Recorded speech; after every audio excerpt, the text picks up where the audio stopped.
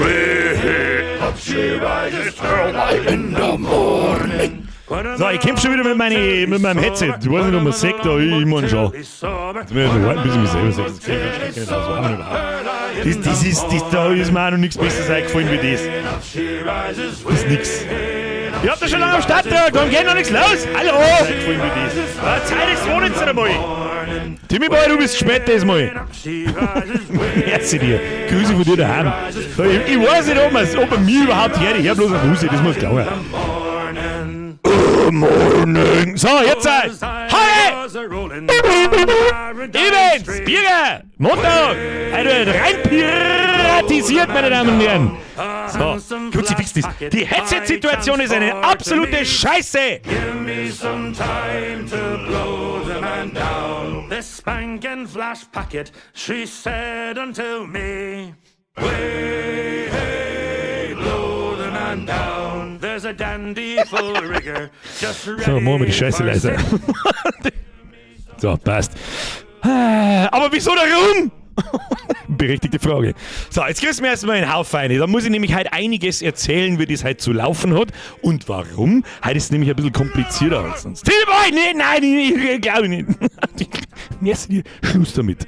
Habe die Ehre an den Herrn Zach, an den Herrn Baumgarten, an den Kapik, an den Pauschka, an den Philipp, den Flogger, an den Schulz, an den Simat, an den Nickelneider, an den Proxy, an die Steffi. Steffi oder Steffi 03? Steff 03 oder ich glaube Steffi. Ans Real Gut, an mein Mike, an den Brot, an ich bin der Box, an den Markus Schaller, an den Riese Mike, an den Meister, an den Sidewinder. Und jetzt moin immer! Bitte zum Lesen kommen, ich schaff heute an. Ihr rennt zueinander. Also, folgendermaßen. Der Kev, jetzt wir 7 Monate neu gesappt. Leider werden in den ersten 2 Minuten keine YouTube-Alerts nicht ausgelöst. Ich weiß nicht warum. Lübzepp, habe die Birger, es fucking guten Stream after Tuga! Außer Bier, los, der Schmecker, merci. Und eine Budle voll rum. Und eine Budle. Schiff, lasst die Säbel rasseln und sauft's Fuhi. Hey. Beneuner Smiley, schwindlig Spinne, Musiknote. Schwindlig Spinne? Aha, ja, das macht Sinn. Seid mit der Sepp, merci dir, Herr Baltschmann, merci für 37 Monate. Kuss auf die Nuss. So, also, habe die Ehre, Captain Lex Sparrow. Nein, Captain Schlecks Geschwerlo. Das ist der offizielle Name, da habe ich mir auch sehr von mir gegeben. Ich hab auch unnötig lang drüber gelacht, wie er mir eingefallen ist. So, wer ist jetzt dran? Weiß ich nicht mehr. Der Björn! Mir ist für 33 Monate. Wie schön das ist, die endlich wieder live zum Singen. Hashtag Bananale, Hashtag geiler Wichser. Muss man übrigens immer in Caps Lock schreiben. Hashtag Beste. Kuss auf die Nuss, Dankeschön. So, wer schrubt heute als Deck? Ja, alle, die heute beitreten. Aber ich kann ja sowieso wieder nichts erklären, 10 Minuten lang, weil er jeder seine Resubs und Donations einpfeift. Kriminalfeier! Aber ihr könnt euch schon mal ins Discord begeben. Ja? Im Discord im Gaming-Schmerz gibt es einen Thread zu Windrose. Da steht genau drin, was man da darf und was nicht. Jeder fliegt aus dem Discord raus, der da was einschreibt und nicht im Spiel ist. Phase 1. Da steht Server-IP drin, beziehungsweise der Invite-Link. Du brauchst die Server-IP gar nicht. Und das Passwort poste ich nachher. Warum? Erkläre ich euch gleich. Aber ihr habt schon wieder am Rumeskalieren! Ah! Servus Beinand auf am geilen Stream. Er ist geflohen. Oh, sehr süß. Grüß aus Tirol, schöne Grüß zurück. Merci dir, 10 ist 2 und du weißt das. Herr Wurmseher! Oh nein, das ist der Kfzler. Aber naja, jetzt wird Birger geschaut auf Anschena Stream. Irres Gesicht, Birger und Chill. Als OG Birger und Chill kriegen wir am Mittwoch. Dann kommt der Wurmseher, seid wieder her mit dem 50er. Gut. Eines Tages wird der Tag kommen, wo das vorbei ist. Doch dieser Tag ist nicht heute. Holzbein hoch, der kommt niedrig. Was? Was? Moment. Warum können Piraten keine Karten spielen? Weil sie auf dem Deck sitzen. Holzbein hoch, der kommt niedrig. Der ist wirklich extrem niedrig. Der ist extrem niedrig. Aber ich lasse ihn durchgehen. Herr Wurmseher, 50er ist 2 Kruzifix. Aber irgendwas sagt mir, das habe ich da auch schon mindestens 15 Mal gesagt. Merci dir, Grüezi Nallfeier. Timmy Boy, Schluss ist erst, wenn kein Geld mehr auf dem Konto ist, also Maul und take my money. Okay. Mühli, merci für deinen Zwickel. Timmy Boy, merci für den Euro. So. Habe drin, schicken Hus hast du. Was? Das ist der bestigste Hut ever. Jedes Mal, wenn wir mir irgendwelche Piratenspiele spielen, ungelogen, Jedes Mal, ich sage jetzt einfach so, ich drop das hier jetzt, absoluter Real Talk. Ich bin vor 5 Minuten ins Schlafzimmer gegangen und da hat Nadine gerade einen Hund gefüttert. Dann bin ich, also mit dem Hund jetzt vielleicht gerade nicht, aber so, sag ich dir, was ist? Am liebsten da ich den ganzen Tag so umeinander rennen, wie ich da jetzt gerade ausschaue. Und vielleicht einen etwas gesellschaftstauglicheren Hut aufhaben. Sag ich dir, was ist? Ich möchte halt immer so umeinander laufen und ich möchte keinen scheiß Ton nicht hören, weil mindestens 95% aller Männer auch gern so rumlaufen daten, wenn sie nicht wissen daten, dass alle rundherum nicht für ganz dicht gehalten werden. Sagt es, wie es ist! Spiel was sein Ton habe ich übersehen. Kruzifix, wo? Teil 9 ist durch. Tatsächlich! Holt doch zwei Hurcht einmal Ausdauer ein bei Hörli und die spontan Pulveraffen O oder Rampjacks Santiano. Das können wir im Stream nicht machen, weil dann wird der Stream geclaimed. Das können wir nicht machen. Das musst leider Gottes im Discord posten. Das habe ich da in 5 Minuten wieder vergessen. Herr Speckmeister, aber merci natürlich. So habe ich ihn jetzt wieder übersehen. Zapse und den Herrn Glas. Glasersepp, merci für 17 Monat. Der 17. ist der beste Monat. Okay. Lass ich durchgehen. Sapse, der benannt. Update von der Resifront. Teil 9 ist durch. Gibt's diesen hier. Hat doch zwar dauert, weil ich spontan einen Resident Evil 4 Remake DLC durchgespielt. Den hab ich noch nicht gespielt. Das ist eigentlich was, wir nachholen könnten. Aber jetzt brauchen wir dann erst einmal ein bisschen Resident Evil Pause. Zweiter Durchlauf, Resident Evil 9 angefangen, schöne Grüße aus Langebach von unterm Schreibtisch. Ja, den zweiten Run in Resident Evil habe ich auch nicht gemacht. Das muss ich vielleicht irgendwann einmal nachholen. Weiß aber auch nicht warum. Warum können Sie vorher keinen Kreis berechnen? Weil Sie Piraten. Löwenzeit, mir ist wieder höher. Die Musik ist so gut! Das stimmt, machen wir es wieder lauter. By me, and never leave your happy homes to sail the raging sea. For I have plowed the raging main this 20 years or more. But now I'm turned adrift to starve upon my native shore. By raging storms and tempests, shipwrecked 3 times I've been. Es wird aber auch nicht langweilig. A bloody battle. Es wird aber auch nicht langweilig. Haben wir wieder so weit Männer warten, so einfach zu bespaßen. Lass uns alle immer den ganzen Tag so ausschauen, rumsaufen und Lieder singen. Fertig, haben wir fertig. Bis an unser Lebensende. Haben wir glücklich und zufrieden. Glücklich und zufrieden, Alter. Der Capricorn fragt, Link zur Playlist wo? Da brauchst du gar nicht lang suchen. Das sind die Original-Shanties von Windrose. Da gibt's irgendwo, du brauchst bloß bei YouTube suchen, dann gibt's so, das sind 10 Lieder, glaube ich, gibt's inklusive Playlist. Also es sind nicht irgendwelche Lieder, die ich da zusammengesucht habe, sondern die sind von Windrose selber und dadurch kann man die auch laufen lassen. Verstehst du? Ohne dass du irgendjemand umeinander klemmt.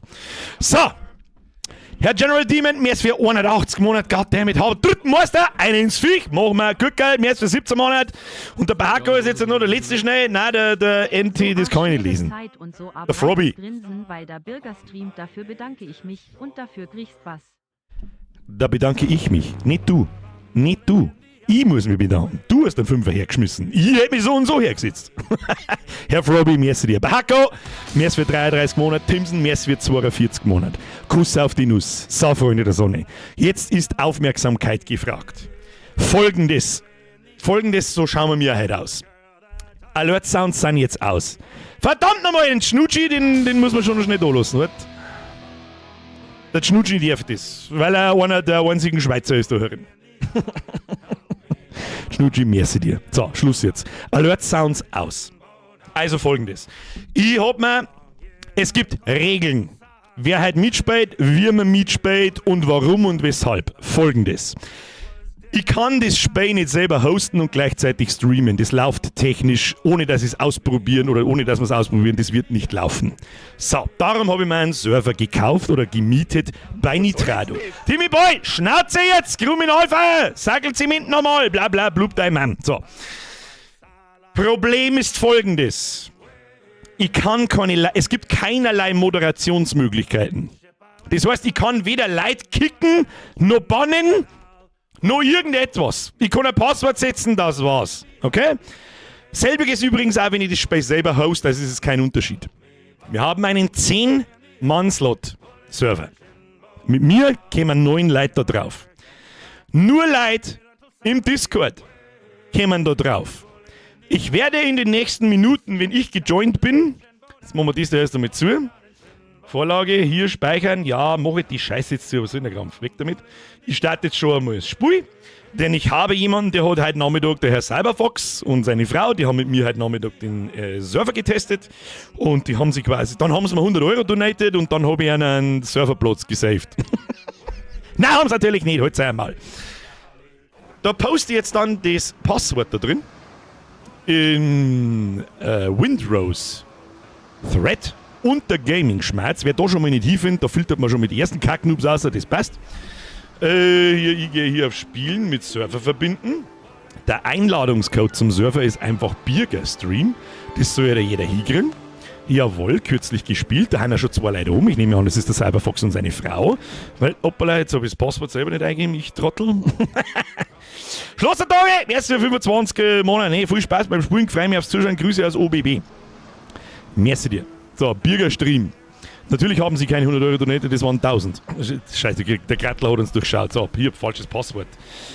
Probieren wir es so nochmal. Und wenn ich droben bin, dann posten wir jetzt dann das Passwort im Discord. Außerdem, es gibt in-game keinen Chat. Es gibt in-game auch kein Voice. Es gibt nichts, was irgendwie Multiplayer unterstützt und das irgendwie leichter macht. Man könnte da Mods installieren und was weiß ich, was für ein Scheiß, dann funktioniert die Hälfte wieder. Zirngiwi, Kuss auf die Nuss, merci dir. Und das ist alles Bullshit. Darum folgendes. Das ist heute der Stresstest, der Disziplinar-Stresstest für die Community. Es hat immer funktioniert. Keiner hat irgendwie Scheiß gemacht oder sonst irgendwas. Wieso? Merci für 48 Monate. Kuss auf die Nuss. Darum mache ich mir jetzt da keine großen Sorgen. Falls doch irgendjemand mit Scheiße bauen anfängt, dann wird der Server einfach abgedreht, mitten unterm Stream, alle ausgeworfen, ein neues Passwort gesetzt. Derjenige wird vom Discord gebannt und kommt nie wieder. Und dann machen wir einfach von vorne. Okay? So, und die wichtigste Regel ist, du kommst mit einem Level 1 Char. Nein, du kommst nicht mit deinem Char, mit dem du schon 30 Stunden gespielt hast oder 300 und nimmst was alles mit und dein Schiff und keine Ahnung was alles für eine Sülze. Nichts davon. Du kommst mit einem Level 1 Charakter. Wer das nicht geschissen kriegt, Server aus, Passwort ändern und von vorn. Das heißt, wenn du das nicht geschissen kriegst und wir brauchen 2 Stunden bis um 10 Uhr, dass wir überhaupt spielen, bist du schuld. Okay? So. Aber mitlesen dürfen wir, oder? Ja, freilich, lesen darfst du alles. So. Wie hoch geht der Turm in dem Spiel? Herr Vlogger, das werden wir herausfinden heute. Freunde der Sonne, jetzt passen wir auf, wir haben mehr oder weniger schon da. Ich schalte jetzt da mal um, ich hoffe, dass das alles funktioniert oder so wie es soll. Ja, grüß Gott, wo die hatten die anderen 2? Da, der alte Schwede und Leabron. Da ist der Krebs! Jetzt aber den Krebs weg von mir! Ja, haut's nicht so mal an! Blocken! Ja, haben wir schon das Triple Tag Team. Lea Braun wäre übrigens ein unfassbar guter Name. Wenn du wirklich Lea heißt. Press F in den Chat. So, ich tappe jetzt da mal raus. Und here we go. Passwort ist im Discord. Bitte connecten Sie als Laden und das Connecten dauert ein paar Sekunden länger wie normal. Hauen Sie rein. Währenddessen denken wir uns aus, was wir da könnten. Ich weiß nämlich überhaupt nicht, wie wir mir das da unter Kontrolle haben sollten, wer was macht. Der alte Schwede hat ein bisschen eine kurze Lebensleisten, aber der hat schon ein paar Stunden gespielt, das weiß ich. Ich hoffe, ihr hört mir auch anständig. Ich muss die ganze Zeit da sitzen wie so ein Behinderte. Das mit dem Headset, das fuckt mich an so! Jutzi, fix, kann man da nicht irgendwas anderes zu machen jetzt, warte mal. Dann können wir doch nicht irgendwie irgendwas anderes machen. Das ist was, das nervt mich zu Tode. Ich kann es auch nicht vollkommen. Können wir es hinbicken? Dein Inventar ist voll. Ja, mein Inventar darf voll sein. Wer nicht mit einem Level 1 Char kommt, fliegt wieder. Der Like-Dealer ist der Welt beigetreten.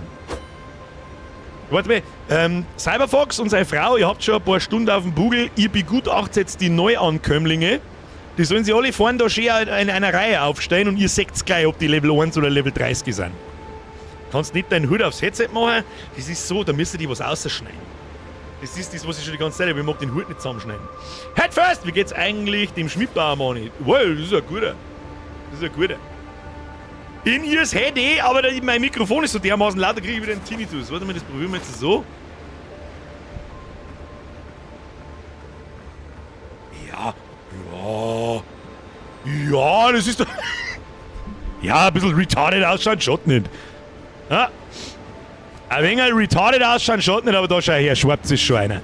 So, Störtebecker, du warst nicht mit Level 1 da, hab ich das richtig gesehen. Herr Like-Dealer, wieso hast denn du 3 Lebensleisten? Was ist da los? Was ist da los? Was ist da los? Ist meine Frage. Wir gehen noch an das. Übrigens, alle, die im Spiel da sind und anwesend sind, die dürfen in dem Thread, im Gaming-Schmerz, den Chat benutzen. Und ihr könnt euch untereinander auch alle einmal in Community-Zock einsetzen, wenn ihr das wollt. Ich setze mich aus Sicherheitsgründen da halt nicht dazu. Verstehst? Da haben wir letztes Mal schon drüber geredet, das erkläre ich jetzt halt nicht mehr. Visa, merci für 48 Monate. Kurt Roy, merci dir für 42 Monate. Ja, mei, viel Spaß, bin spät. Da fangen wir erst an. So, wie das immer läuft, wir stellen uns erst mal alle in einer Reihe auf und dann müssen wir mal einen Plan schmieden, meine Damen und Herren. Haben wir Playhead, Lea Braun, Halte Schwede, der Like-Dealer, haben wir einen Feschier, da wir haben noch einen Hackfleisch-Johnny, jawohl. Präsentiert euren Säbel! Ihr werdet einmal eine Linie bilden können. Wie viel haben wir jetzt da? 2, 4, 6. Da kommt noch der Harald. Der Harald, das ist auch gut. Ich bin übrigens auch dafür, dass jedes Schriftstück, das man irgendwo in den Text reinschreibt, ab sofort mit 3 R anstatt mit einem schreibt. Also zum Beispiel Hallo. Alter, im Alter Trottel. Der alter Schwede müsste eigentlich heißen Alteres Schwede. Verstehst? So. Ist diese Linie bei euch, oder was? 1, 2, 3, 4, 5, 6, 7, 8, 9. Da haben wir schon wieder voll. Kriminalwehr, wieso schwimmt denn der da in der Luft umeinander? Wer ist denn der da? Hier, das Erdnussbrot. Das ist aber nicht sehr piratig. Birger zum Beispiel. Ihr werdet doch wohl eine Linie bieseln können. Bieselt seine Linie, außer Lea, die darf sich hinsetzen. Was ist denn mit ihm, Alter? Was passiert denn da? Sagt das noch jemand aus sich? Nein. Okay. Okay, ciao. So, wir brauchen eine Arbeitsverteilung. Wir brauchen erstmal Ressourcen, meine sehr verehrten Damen und Herren. Ich hätte gesagt, wir teilen uns ihr teilt euch in 3 Dreiergruppen ein. Und ich sitze bloß da und schaue vor, was wir tun. Jetzt darf ich einmal vorschlagen, ich wähle jetzt einfach mal ein paar Leute aus, ob es euch gefällt oder nicht. Der alter Schwede zu mir her, Lea Braun zu mir her. Und dann nehmen wir noch einen dritten. Das hat natürlich immer ein bisschen eine Verzögerung, weil ihr hört mich ja bloß im Stream. Ich hoffe sehr, ihr hört mich im Stream. Aber jetzt wird Lea kommt rein, jawohl, wunderbar. Und dann, weißt du was, sucht euch ihr zwei, sucht euch noch einen aus, den ihr noch mitnehmt. Ihr werdet erst einmal losgeschickt zum... Wenn ich mich da umdrehe, mag ich keinen einzigen Baum mehr stehen sehen. Das ist mal das Erste. Holz, wir brauchen Holz. Den ganzen Strand sauber machen.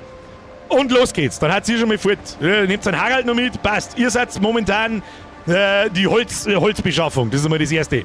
So, dann die nächsten 3. Dann nehmen wir jetzt das Erdnussbrot, Hackfleisch Johnny, Playhead. Zu mir kommen. Ich laufe dabei im Kreis. Ihr sollt arbeiten! So, ihr drei seid verantwortlich. Buff-Food. Ich will hier unfucking unterbrochen Buff-Food. Ihr rennt jetzt rundum, killt's Dodos, killt's Fucking, killt's was weiß ich, alles was man zum Fressen braucht. Macht's vielleicht auch noch ein paar Level und keine Ahnung was. Und wenn ihr ein bisschen Zeug habt, dann kommt's wieder zurück. Und währenddessen versuchen wir, und das ist eigentlich auch schon gewesen, auf zum Buff-Food. Und wenn ihr natürlich Quests habt, dann könnt ihr die natürlich auch machen. Alle Quests werden für uns gleichzeitig abgeschlafen. Die gute Buff-Food-Sprenge. Sind schon unterwegs. Es ist halt einfach so geil. Es ist wirklich so geil, oder? Ich kann mich da her sitzen und kann den Chef-Idioten spielen, wie der letzte Vollidiot. Da wird nicht 1 Sekunden geruckelt, gar nichts. Da rennen nicht 6 Leute umeinander und deren einfach, was ich gesagt habe. Ob es einen Sinn macht oder nicht, weiß ich nicht. So, meine sehr verehrten Damen und Herren. Joachim, Like-Dealer und Feschier, ihr habt die schönste Arbeit gezogen. Wir tun einfach gar nichts. Wir warten jetzt, bis die wieder kommen. Wir warten jetzt, bis die wieder kommen. Nein, das tun wir natürlich nicht. Was wir tun so ein bisschen unser Lager vorbereiten. Wir tun jetzt mal Folgendes. Wir machen den kompletten Strand da sauber. Die ganzen Muscheln aufklappen. Die Baum da hier vorne umhackeln. Ja, das ist okay. Das ist okay. Ich wollte gerade sagen, weil wir haben nämlich so ein bisschen die Baumeister. Ich hätte gern leer, also Holzbeschaffungssquad, ich hätte gern eine kleine Kiste irgendwo wieder, wo ihr nur Baumaterialien einstopft. Die ganzen Gräser, die ganzen Holz, keine Ahnung. Und wir bauen uns da ein riesengroßes Plateau rundum, wo wir unser Lager herbauen.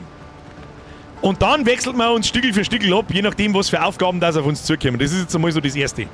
Darum, ja, wir brauchen also eine kleine Werkstatt so ein bisschen und überhaupt sowieso. Wir bauen man gleich wieder. B, Baumenü. Lass mich mal schnell schauen, rechte Maustaste war das. Wir brauchen mal einen Boden. Hier, Boden. Pier, Fundament, Böden, was ist denn das? Großer Boden, Stöcke. Haben wir da keinen besseren Boden? Was ist denn das für ein Boden da? Warte mal. Ich zimmer den jetzt einfach einmal da hin, weil ich wissen möchte, was das tut. Kann man das aneinander rein? Dann machen wir jetzt einfach einmal. Ja. Ich glaube, wir müssen auch noch ein bisschen terraformen, wenn ich das so richtig sehe. Wir müssen da auch noch ein bisschen terraformen, dass das alles so flach ist, wie es geht. So auf der Ebene von dem Boden, den ich da setze. Und wenn ihr Werkbänke oder irgend sowas braucht, die provisorisch irgendwo hingesessen werden, dann machen wir das auf der kleinen Insel in dem Gräner da. Das bauen wir später dann auch wieder ab und wieder hin. Da brauchen wir natürlich dann eine feste Werkstatt und keine Ahnung was. Ah, ich sehe schon, Baum fallen schon um. Geht schon los. Ich tue ein Bund zimmern. Hier, ich mache hier flach. Zack, zack, zack. Ah, das wird schon. Haben wir schon unterwegs. Schön. Es ist die Frage, ob wir da noch, wir kommen, wie geht man da raus? Wir kommen gleich wieder terraformen mit der Schaufel. Tatsächlich. Jetzt pass auf.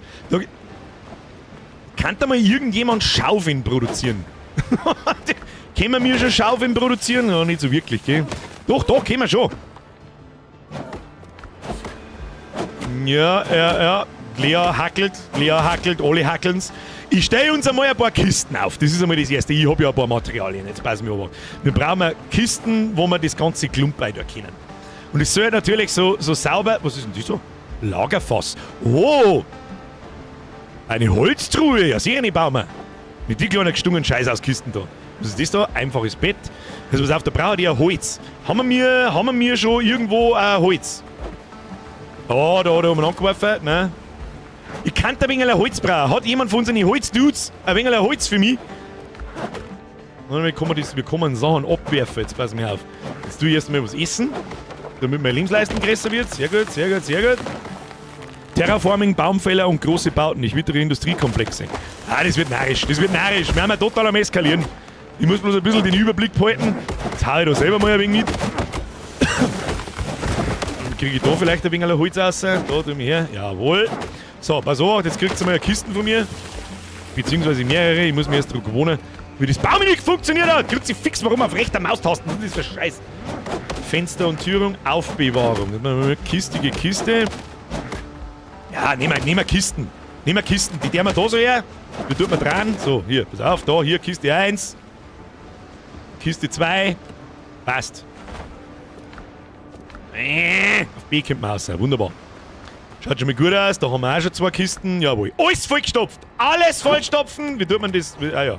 Tue ich da auch ein Maizeug rein. Da haben wir Fell, Fleisch. Die Eisenbahn polten wir mal noch. Die können wir ja alle brauchen. Verbauen. Holz polten wir mal noch. Ich muss bauen. Und ich glaube, die Fasern brauche ich auch zum Bauen. Das lassen wir auch mal noch da.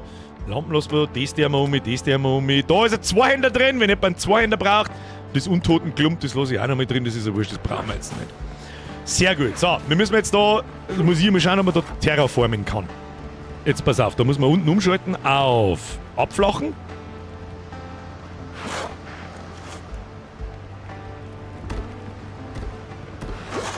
Eventuell muss ich den Boden nochmal wegreißen. Muss ich da möglicherweise, da kann man nicht runter, weißt du schon? Ja, weißt du was, da machen wir gleich Stufen rein. Ja, das soll richtig schön rustikal ausschauen und das soll ein wenig durcheinander sein, weil, warum denn nicht? Aber dann versuchen wir zumindest die Ebene da niedriger zu machen. Ja, so, ja. Dass das so hoch wird. Jetzt warte mal. Ich tue da gar nicht abflachen. Warum tut der nicht abflachen? Warum tut denn das nicht? Oh ja, es wird schon. Bis man da wieder einen Boni bauen kann. Der Leitdealer kann da auch mal dann gleich eine Bodenplanke hinsetzen oder so. Schauen wir da. Der Dealer und der Blade haben schon Stiefel und Hackel, das ist nicht ganz nackert. Aha! Ja gut, aber es sind keine Level 30 Chance, es ist akzeptabel. Er hat auch 3 Lebensleisten, ich sehe dass er mehr hat. Aber er stirbt jetzt auch keiner, er mag jetzt nicht umeinander katzeln.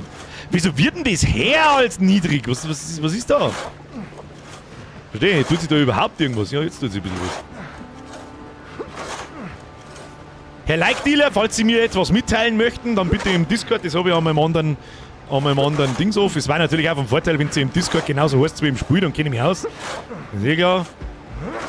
Macht's euch am Ersten, schau mir du nicht zu, sondern macht das Schaufel und grab mit! Na gut, ich weiß aber auch nicht, was ich vorhab, gell? Das ist doch abflachen, das ist doch... Jetzt kommen wir da... Ah! Oh! Hoppala, ich hab da aus Versehen ein Loch eingegraben! Also, warte mal. Kann ich da erhöhen? Kann ich erhöhen? Ja, jetzt ist es wieder da. Passt schon, passt schon. So, dann wir wieder abflachen. Ich weiß, wie oft muss man da hingraben, dass das... müssen wir testen, das hilft nicht. Aber ja, es wird schon, es geht schon. Das wird schon. Oh, mehr werden wir da nicht durchkommen, gell? Wird das dann da flacher, oder? Ja, mal. Ich brauche jetzt da einmal eine gerade Fläche, damit wir da einmal unseren ersten Bunker hinbauen können. Erst einmal einen Keller ausheben. Ja, der kommt dann. Da bin ich gespannt, ob er unten drunter graben kann. Schauen wir mal. Ja, aber da wird er doch nicht flacher, sondern... Ah, da wird es jetzt schon. Ja, dann müssen wir da so... Ja, ich glaube, er nimmt als Referenzpunkt einen Mittelpunkt und einen Rahmen rundum passt er dann an. Hab ich so das Gefühl. So, wie viel Holz haben wir eigentlich schon? Wahrscheinlich habt ihr schon komplett fertig gefarmt und fertig gebaut. Und ich stehe da und grob irgendeine Scheiße zusammen. Ja, aber da wird überhaupt nichts flacher. Was ist denn das?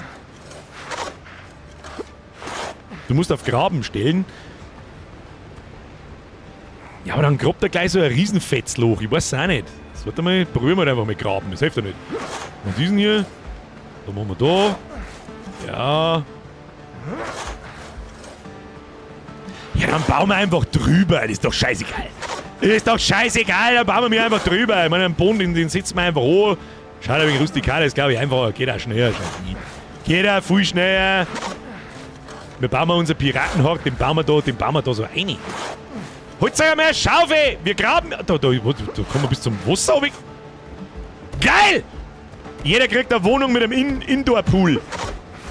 Ja, genau. Der Like-Dealer soll da mit dem Boden fertig bauen. Ich grab da unten ein Wasser raus, damit nichts passiert. Oh, so. So. Schau das nicht an. Schau's da an, wie es ist. Wunderschön ist. Genau. Von der Breiten her passt's. Langsam, hätte ich gesagt. Machen wir jetzt so. Dann graben wir da noch ein Loch. Und dann kann man das schon irgendwie verstecken, hätte ich gesagt. Genau. Jetzt bloß noch in meine Richtung herbauen. Ich glaube, Breiten passt erstmal. Dann da die auch vorschlagen, dass wir uns gleich einmal um unsere Schiffe kümmern. Und da einen sauberen Steg ausbauen. Oder einen Pier, besser gesagt. Ah!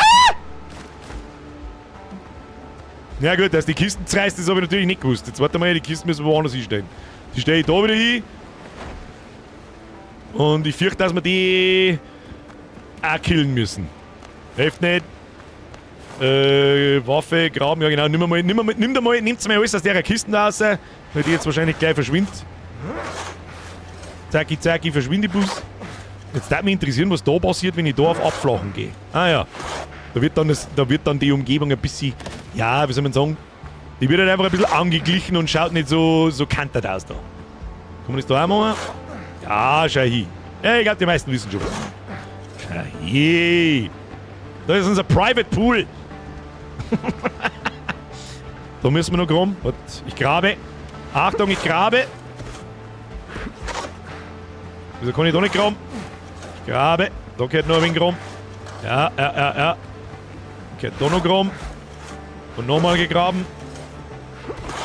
Und nochmal. Und da gehört nochmal gegraben. Weißt du, was wir machen? Das da reißen wir ab. Die Spur Boden reißen wir ab, da wo ich gerade hin und her gehe. Und bauen wir nur nach hinten. Dann müssen wir da nicht so in den Berg rein, dann müssen wir jetzt das ganze Clip da nicht kaputt machen. Das ist besser. So, ich tu schaufeln. Und schon schaufel ich die eins. So, was denn eigentlich die anderen? Die immer noch abholzen. Also falls ihr euch vergisst beim Abholzen und beim Viecher und Futter sammeln, ihr eigentlich schon fertig seid, dann kommt zurück und lasst es mich wissen. Du begradigst nur den Boden. Nein, die dritte Lebensleisten kommt vom Essen. Reicht schon ein Kokosnussel. Das ist mir auch gefallen währenddessen, dass ich es gerade gesagt habe. Um ganz ehrlich zu sein. Wie weit kann man da runtergraben? Da kann man wirklich weit runtergraben, gell? So, da. Da. Da. Da. Oh, da müssen wir noch ein wenig rum. Ich sehe schon. So, und da kann man dann einmal mit Abflachen ein bisschen nachhelfen, habe ich gehofft zumindest. Damit es nicht ganz so furchtbar ausschaut, weil irgendwann müssen wir einmal wieder gerade werden. So, haben wir schon sowas wie Treppen oder so? Ich hätte jetzt gern da noch ein Eck alleine. Pass auf. Kann ich ja selber einbauen, das ist ja nicht so tragisch. Was? Obacht, der war noch weg. Was haben wir da noch? Stumm, läuft direkt, very nice. Es ist so geil.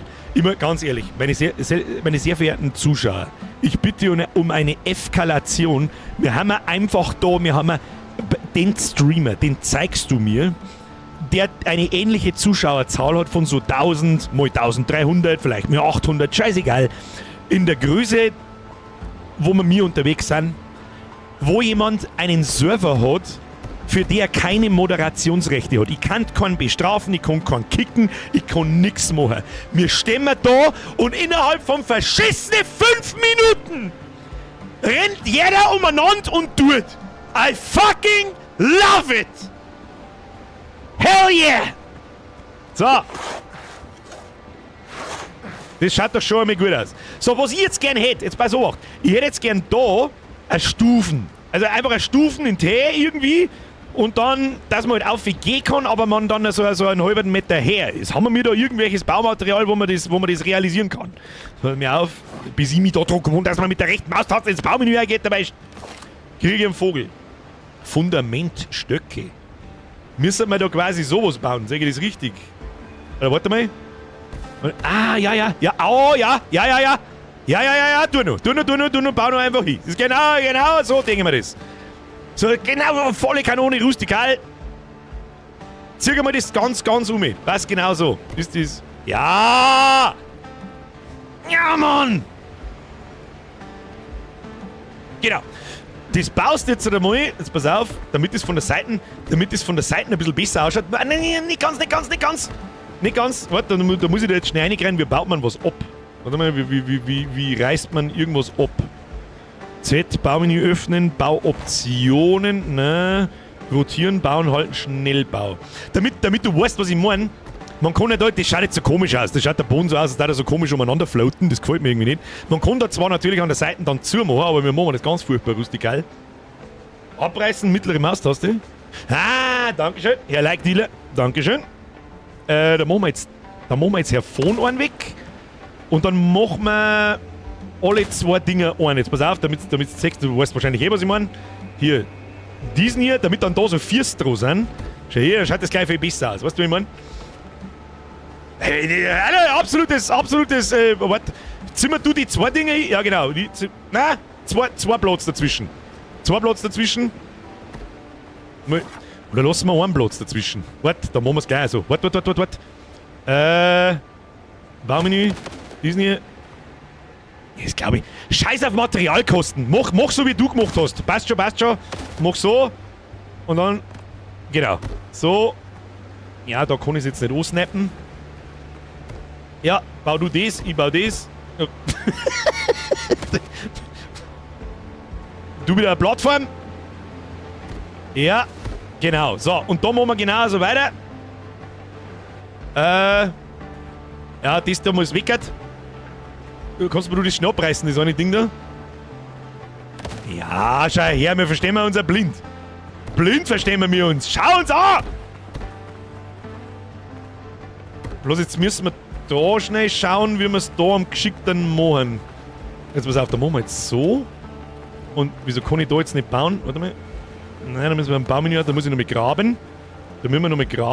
Ich hoffe, alle anderen haben eine Beschäftigung. Ihr wisst alle, was zum Tor ist. Ich komme gerade nicht auf 18 Sachen gleichzeitig konzentrieren, aber ich arbeite dran. So, das passt. Jetzt gehen wir wieder ins Baumenü. Dann zwicke ich. Wieso kann ich nicht den Pier da nicht auf den anderen drauf zwicken? Dass der Eis nimmt und dann den unteren löschen. Dann machen wir so. Bau du das. Ja, das schaut gut aus.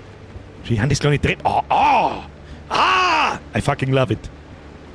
Ja, Herr Like-Dealer, du kriegst jetzt einfach die Aufgabe, das da so weiter zum Bauen. Sehr gut. Brauchen wir gar nicht weiter schmerzen. So, Baumenü.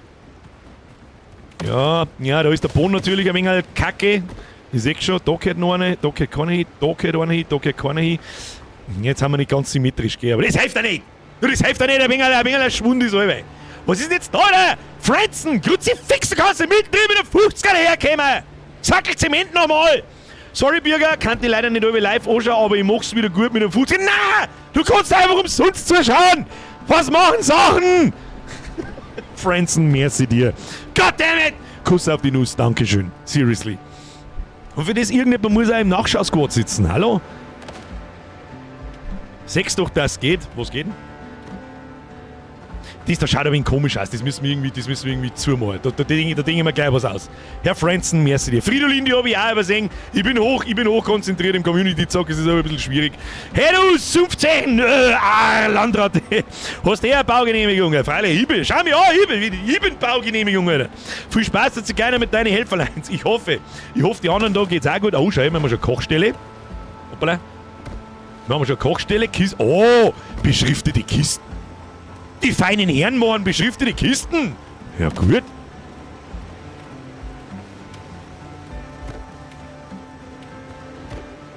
Was hat er vor?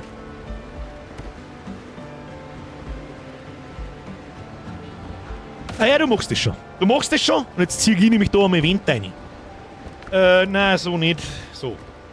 Achtung. Böden und Wände. Was haben wir denn da? Große Wand Stein. Ja, sicher bauen wir mir einen Storwind. Was hast denn du gemeint? Jetzt ziehen wir jetzt einfach einmal eine Mauer rundum. Das sagt ich. Ziehen wir da eine Mauer rundum. Zack, zack. Da werden wir oben auf, werden wir auch nicht brauchen. Haben wir eine Mauer mit Fenster oder? So, da hätte ich gerne einen Steg aussehen in die Richtung. Den müssen wir eigentlich 2 Brot machen. Tu mal. Ja, nein, nicht ganz. Pass auf. Den und den, der wir weggehen. Nein, passt schon, der Rest kann hin. Alles gut. 2 lassen wir frei. 1, 2, 3. So, da möchte ich einen Steg aussehen haben, der bis ins Meer rausgeht, wo wir uns in die Boote parken. So. Ja, genau, da können wir mal zumachen, da haben wir dann später ein Loch rein, wenn wir hintere bauen. Aber wir bauen ja nach oben und dann in die Breite und kreuz und quer irgendwo hin. Jeder soll ein verdammtes Zimmer haben. Pass auf. 3, 4, 5, 6. Ich mache da jetzt einfach einmal zu. Die Konstruktion ist instabil. Warum? Einfach einmal zugemacht, den Bums. Und dann überlegen wir uns was. So. Was gibt's denn noch für Bauelemente? Wir sollten vielleicht auch mal ein bisschen Progress machen. Fenster, ja, es gibt irgendwie keine Wände mit Fenster, habe ich festgestellt. Oh, 45 Grad Wände. Wie schauen die aus? Mal schauen, was wir überhaupt für Optionen haben. Stormau, was ist das da? Wandstein, große Wandstein. Also wir haben da, so kann man da, Ja, so kann man ein Fenster einbauen, gell? Warte mal, das probiert einfach mal. Kann man da direkt hin und her? Ah, schau hier. So. Zack, zack. Dann machen wir so. Zack, zack. Und schon haben wir ein Fenster! So, können wir wieder. Oh, schau hier, der Steg ist auch schon da. Kruzifix, was ist denn mit euch? Wo ist denn mein Boot? Auf B hat man das holen können oder so, oder? Na, K.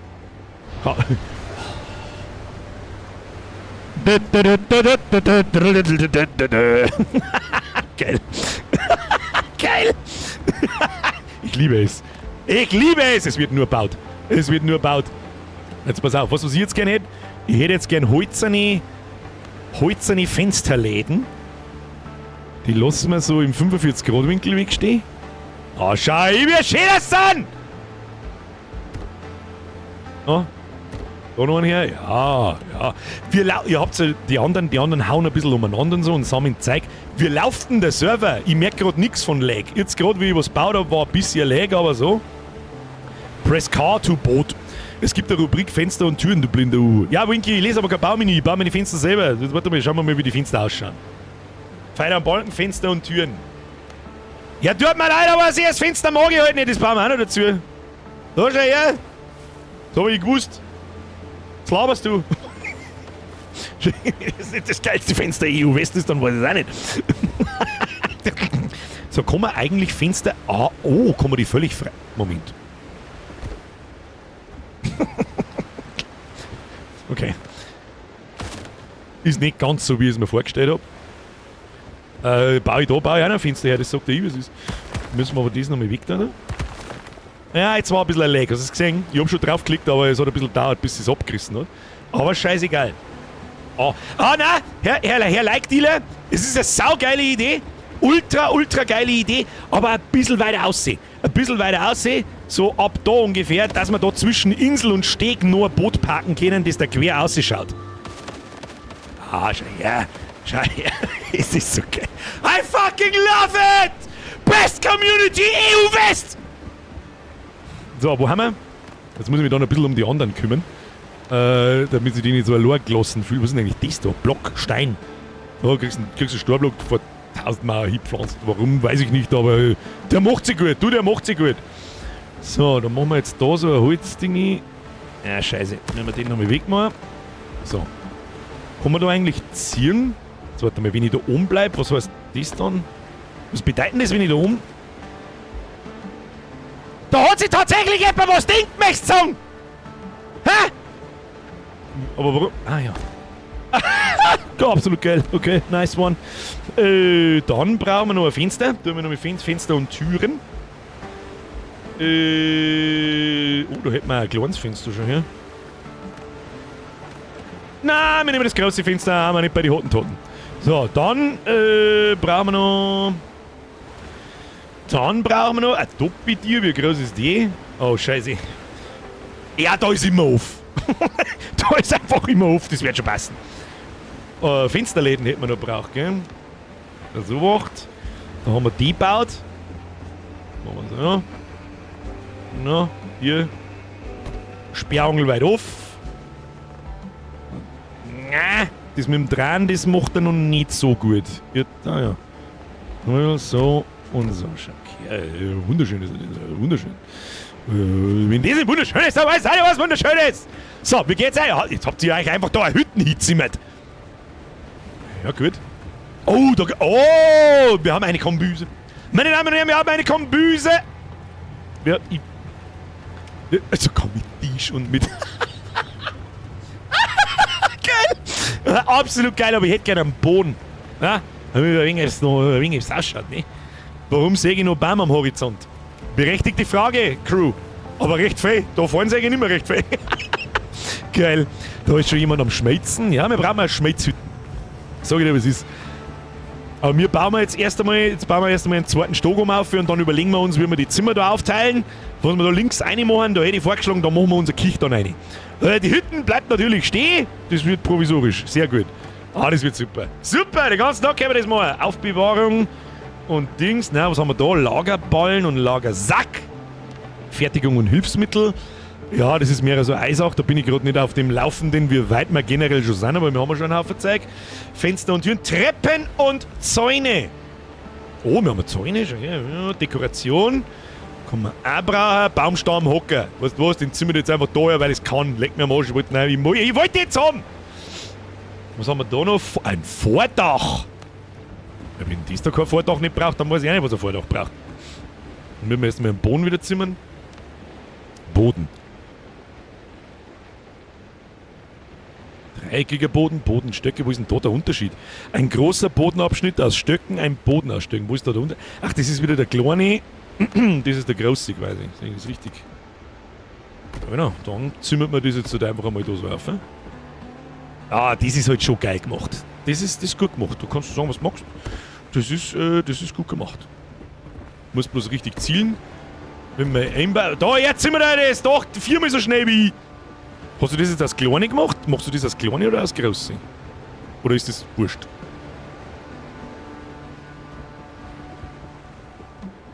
Ja, man kann das da viel großflächiger auch machen, schon. Herr Leitdieler, nicht sauer auf mich sein, ich probiere gerade umeinander. So, Dächer, ich schau, was wir dabei sonst noch so haben. Pfeiler und Balken, na, die brauchen wir nicht. Treppen und Zäune. Treppe, Stöcke, schauen wir uns einmal das an, wie das ausschaut. Kann man die, du hast da so eine kurze Leiter hingebaut, dass ich mir nicht ganz sicher bin, weißt du schon? Ja. So, aber wo der mal die Leiter hin? Gibt es sowas wie eine Wendeltreppen oder irgend sowas, eine kompakte Leiter, weil das Ding da, weißt du schon? Ah ja, das wird die Treppen sein, die du da hingebaut hast. Die passt perfekt. Aber weißt du, wie kommen wir auf? Dann werden wir wahrscheinlich Baupläne freischalten müssen und so weiter, oder? Jetzt schauen wir mal, wie es da ausschaut. Wie viel Kohle ist da drin? 270. Also da benutzen. Ah ja, da ist ein wenig was drin. Da drücke ich jetzt halt einfach einmal gnadenlos, verbrenne mal 60. Wir haben so viel Holz, dass alles jetzt spät ist. Ach, dann schon 800! Oder wo sehen wir, wie viel das und. Ach, da unten.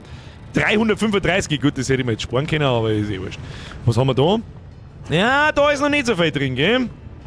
Da ist noch nicht so viel drin, aber wir haben ja keine Holzkohle. Warum haben wir keine Holzkohle? Wir machen doch so viel. Das tun wir das her, dann stecke ich da einmal ein wenig Holzkohle rein. Und dann rinnt das schon. Was haben wir da drin? Okay. Da hat schon jemand fette Kupferbarren gefahren und überhaupt sowieso. Ich würde vorschlagen, mit Pap. Oh.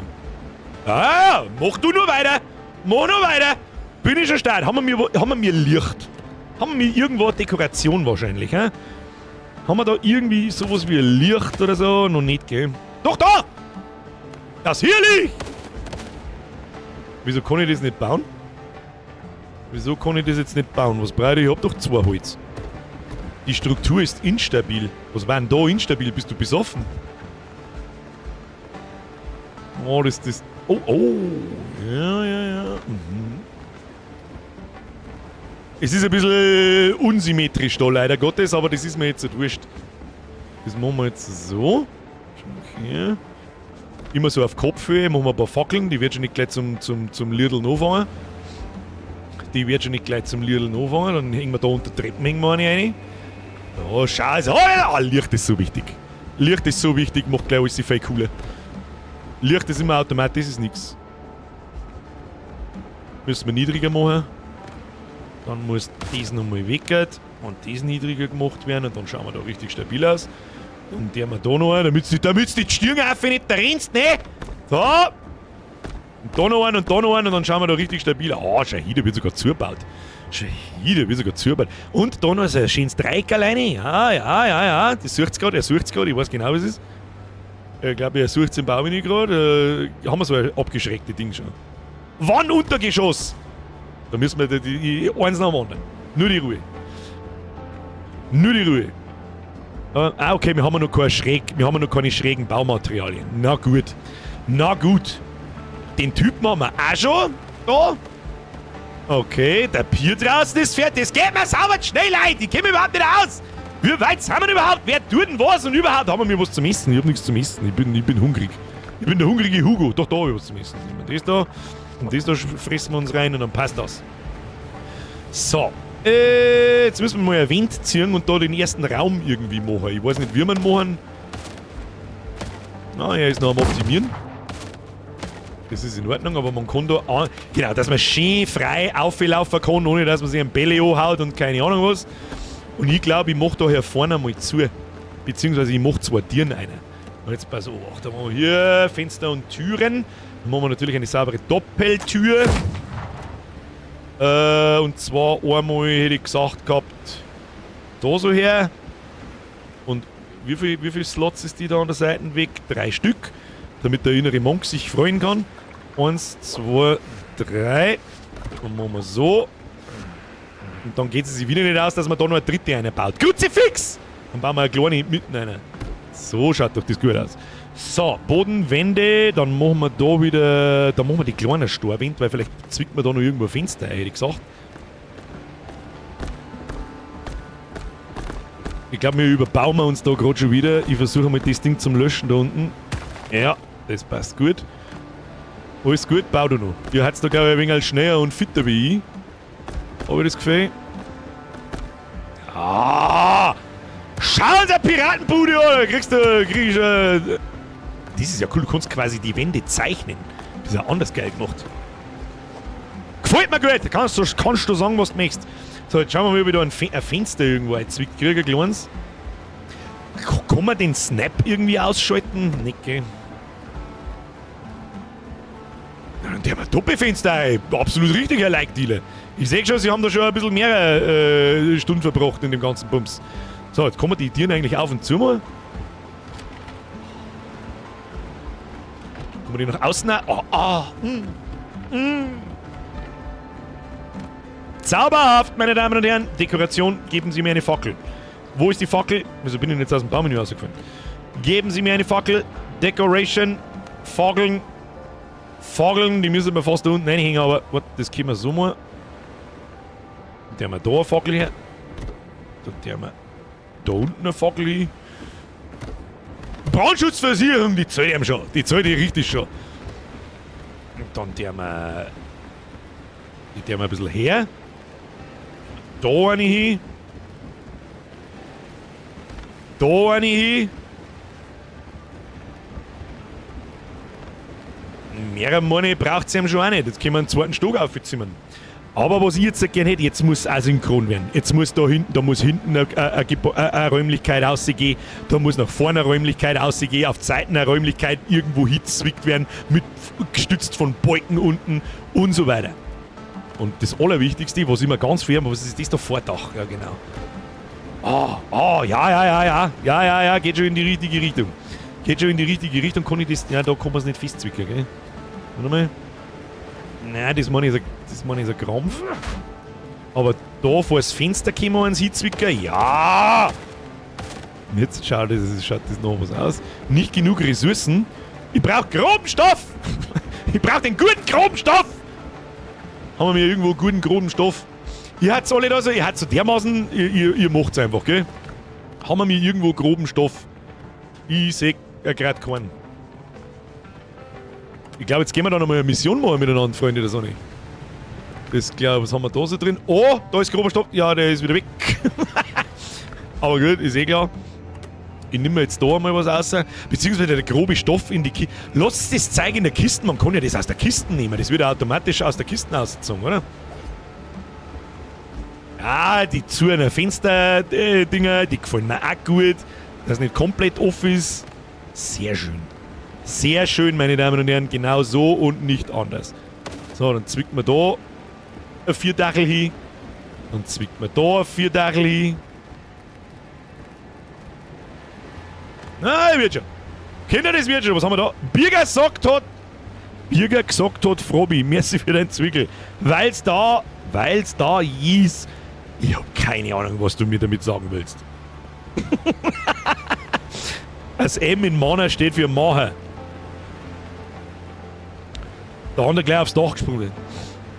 Ist sowieso die Frage, wie er das gemacht hat. Kann man im Spiel walten? Nein, glaube ich nicht, oder? Nein. Aber man kann ja innen einfach auf Treppen raufgehen. Da hier. Oh, Schäferkleid. Oh! Jetzt aber du! Jetzt ist aber hinterher befunden dann. So, jetzt passen wir auf. Da bauen wir mir jetzt eine Räumlichkeit her. Das sagt der Ibis ist. Eine Räumlichkeit, was ist da? Ein großes Regal. Bringt das auch irgendwas? Das weiß ich nicht, aber ich zimmer jetzt da ein großes Regal hin. So. Dann haben wir da noch ein großes Regal. Kann man mit dem Regal irgendwas da auch, oder ist das bloß zur Gaudi, zur Dekoration da? Was haben wir da? Da Vordach mit Netz. Und dann haben wir ein großes Vordach. Das große Vordach können wir da noch irgendwie, was das schon. Aber ich glaube, ja, von brauchen wir ein großes Vordach. Können wir das da? Ja, das darf gehen, gell? Oder müssen wir oben dann noch eine Mauer zeigen? Meinst du, reißt was nochmal an, das hilft eh nicht. Ziehen wir sie das Ding. Ah, schön rustikale Scheiße. So, dann brauchen wir das da noch. Das ziehen wir da her. Und dann ist die erste Bude ja schon einmal so ganz grob fertig. Das Einzige, was mir jetzt gerade denke, ist, ja, genau, schöne Benghi. Zauberhaft. Und dann, gehen wir mal auf eine Mission. Machen wir mal ein paar Missionen, wenn ihr nicht schon alle gemacht habt. Ich rufe die Crew zusammen. Meine sehr verehrten Damen und Herren, bitte finden Sie sich in den nächsten 3 Minuten in unserem Piratenversteck ein. Und dann ziehen wir alle unsere Säbel. Und dann gehen wir mir da mal die Fragezeichen abklappern und erledigen. Das hätte ich einmal vorgeschlagen. Wir wollen in die Höhe. Florian, das kommt schon noch. Es kommt schon noch. Wenn wir ein wenig Zeit brauchen. Oh, ein schönes Essig. Kann man sich eigentlich hinsitzen oder so? Nicht, das ist wirklich bloß Dekoration. Kann man da irgendwas machen damit? Auch noch nicht. Das war aber cool, wenn man da dann so Trophäen aufbauen kann und so und ohne Hänger kann. Das war schon witzig. Vielleicht kriegen wir dann auch ein paar Baupläne. Man kann sich hinsitzen. Wie? Oh. Bruder! Wir brauchen einen ellenlangen Esstisch, Kinder. Der muss mitten da einer. Freunde der Sonne, der wir die Bingen da mal nochmal weg. Wir brauchen mal eine große Runde. Ein großes U da herunten. Das ist unser Versammlungszimmer. Da haben wir nämlich die Bingen da noch weg und dann machen wir eine große Runde, wo 10 Leute Platz haben. Ganz genau 10 Leute Platz haben und ich sitz an der Spitze und alle anderen sitzen rundum.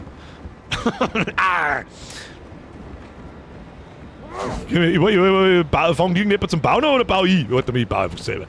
Ist wurscht. So, was haben wir da? Wir nehmen den rechteckigen Tisch. Pass auf, da müsst ihr ein bisschen auf die Seiten gehen jetzt gerade, weil sonst habe ich keinen Platz nicht. Wir machen das. Der erste geht so, ja, bis auf die Seiten geht, bis auf die Seiten. Ja, genau. Und dann kriegen wir da 2 nebeneinander hin. Nicht wirklich, gell? Ja. Nein!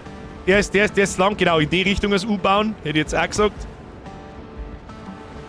Wieso geht denn meiner nicht ganz hin? Und so, ja. Kann das schon gelangen? Weiß ich nicht. Dann soll der Like-Dealer das einmal... Ja, genau. Da haben wir da 2, 4, 6, 8... 19. Ja, da braucht irgendjemand noch. Warte mal. Die wegen der wir mal nochmal weggehen. Ich brauche Bank. Ich brauche eigentlich einen Stuhl. Ich möchte einen Piratenstuhl. Was ist das? Ist der Hocker? Ja, dann nehme ich halt den Hocker. Ich nehme dabei einen Hocker auch. Warte. Das ist nochmal weg. Ich nehme dabei einen Hocker. So. Es ist so gut schon wieder. In der Mitte brauchen wir dann irgendeinen Deko-Scheiß. Da brauchen wir irgendeinen, ich weiß nicht. So, warte mal, kann ich hier hocken? Tatsächlich. Es ist schwer. Kann man die Richtung irgendwie wechseln? Warte mal. Sitzt das halbe in die Richtung hin? Sagt man eine Richtung von dem scheiß Hocker? Oh, wir haben sogar Bier gekriegt! Jawohl! Jetzt pass auf. Ja, man sieht nicht, in welche Richtung der zeigt, gell?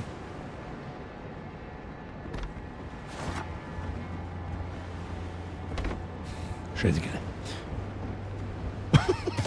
Ich rede einfach so mit euch. Ihr könnt's meinen Bugel anschauen. Geil. Dann kann ich mich, wie sitze ich da wieder auf? Kann ich mich von der anderen Seite hinsitzen? Nein, da lässt er mich nicht gescheit. Geht's so? Ja, gut, geht, hilft halt dabei nicht. Es hilft halt dabei nicht, da müssen wir noch eine schöne Vorlage für einen Stuhl finden, den finden wir schon. Der Bürger braucht definitiv einen Thron. Jetzt noch nicht, noch haben wir nichts zerrissen.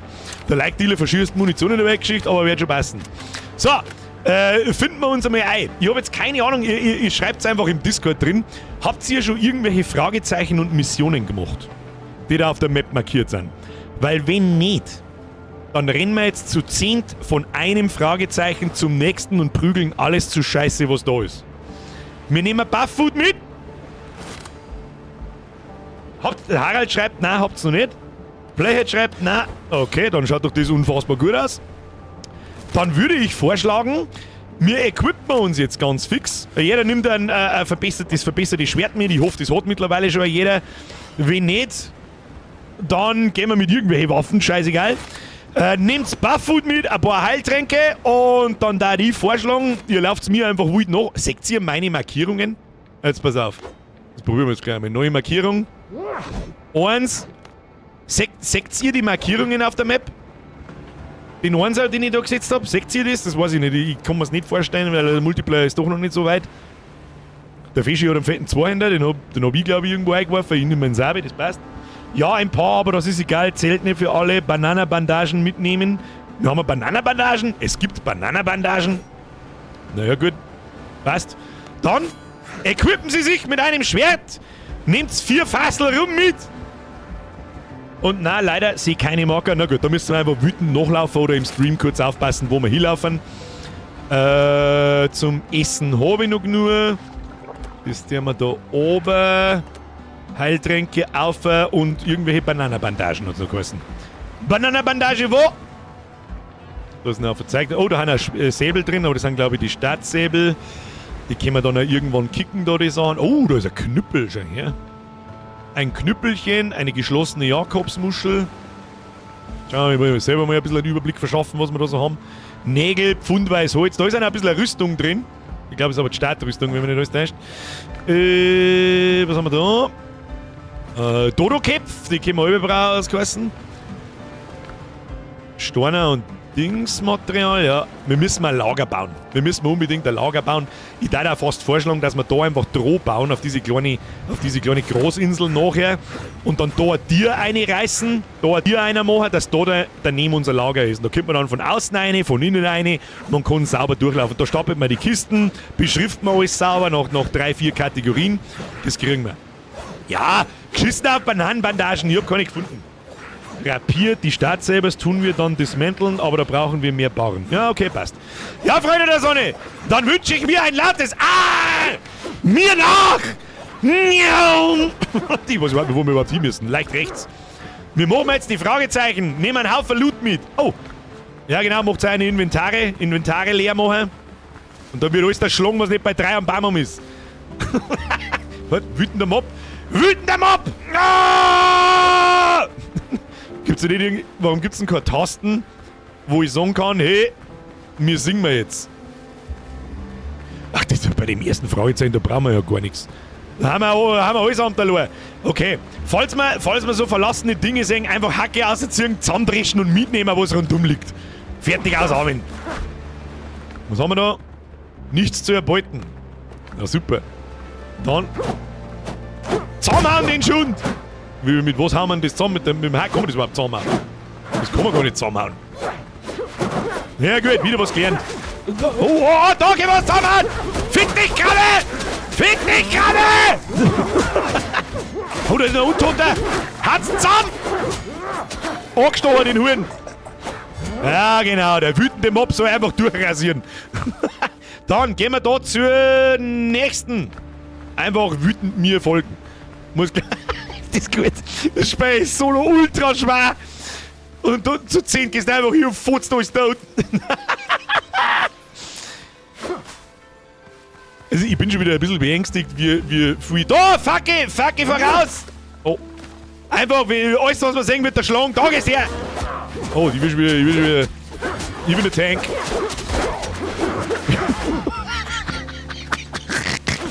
Die arme Fucking auf der Insel! Die arme Fucking auf der Insel.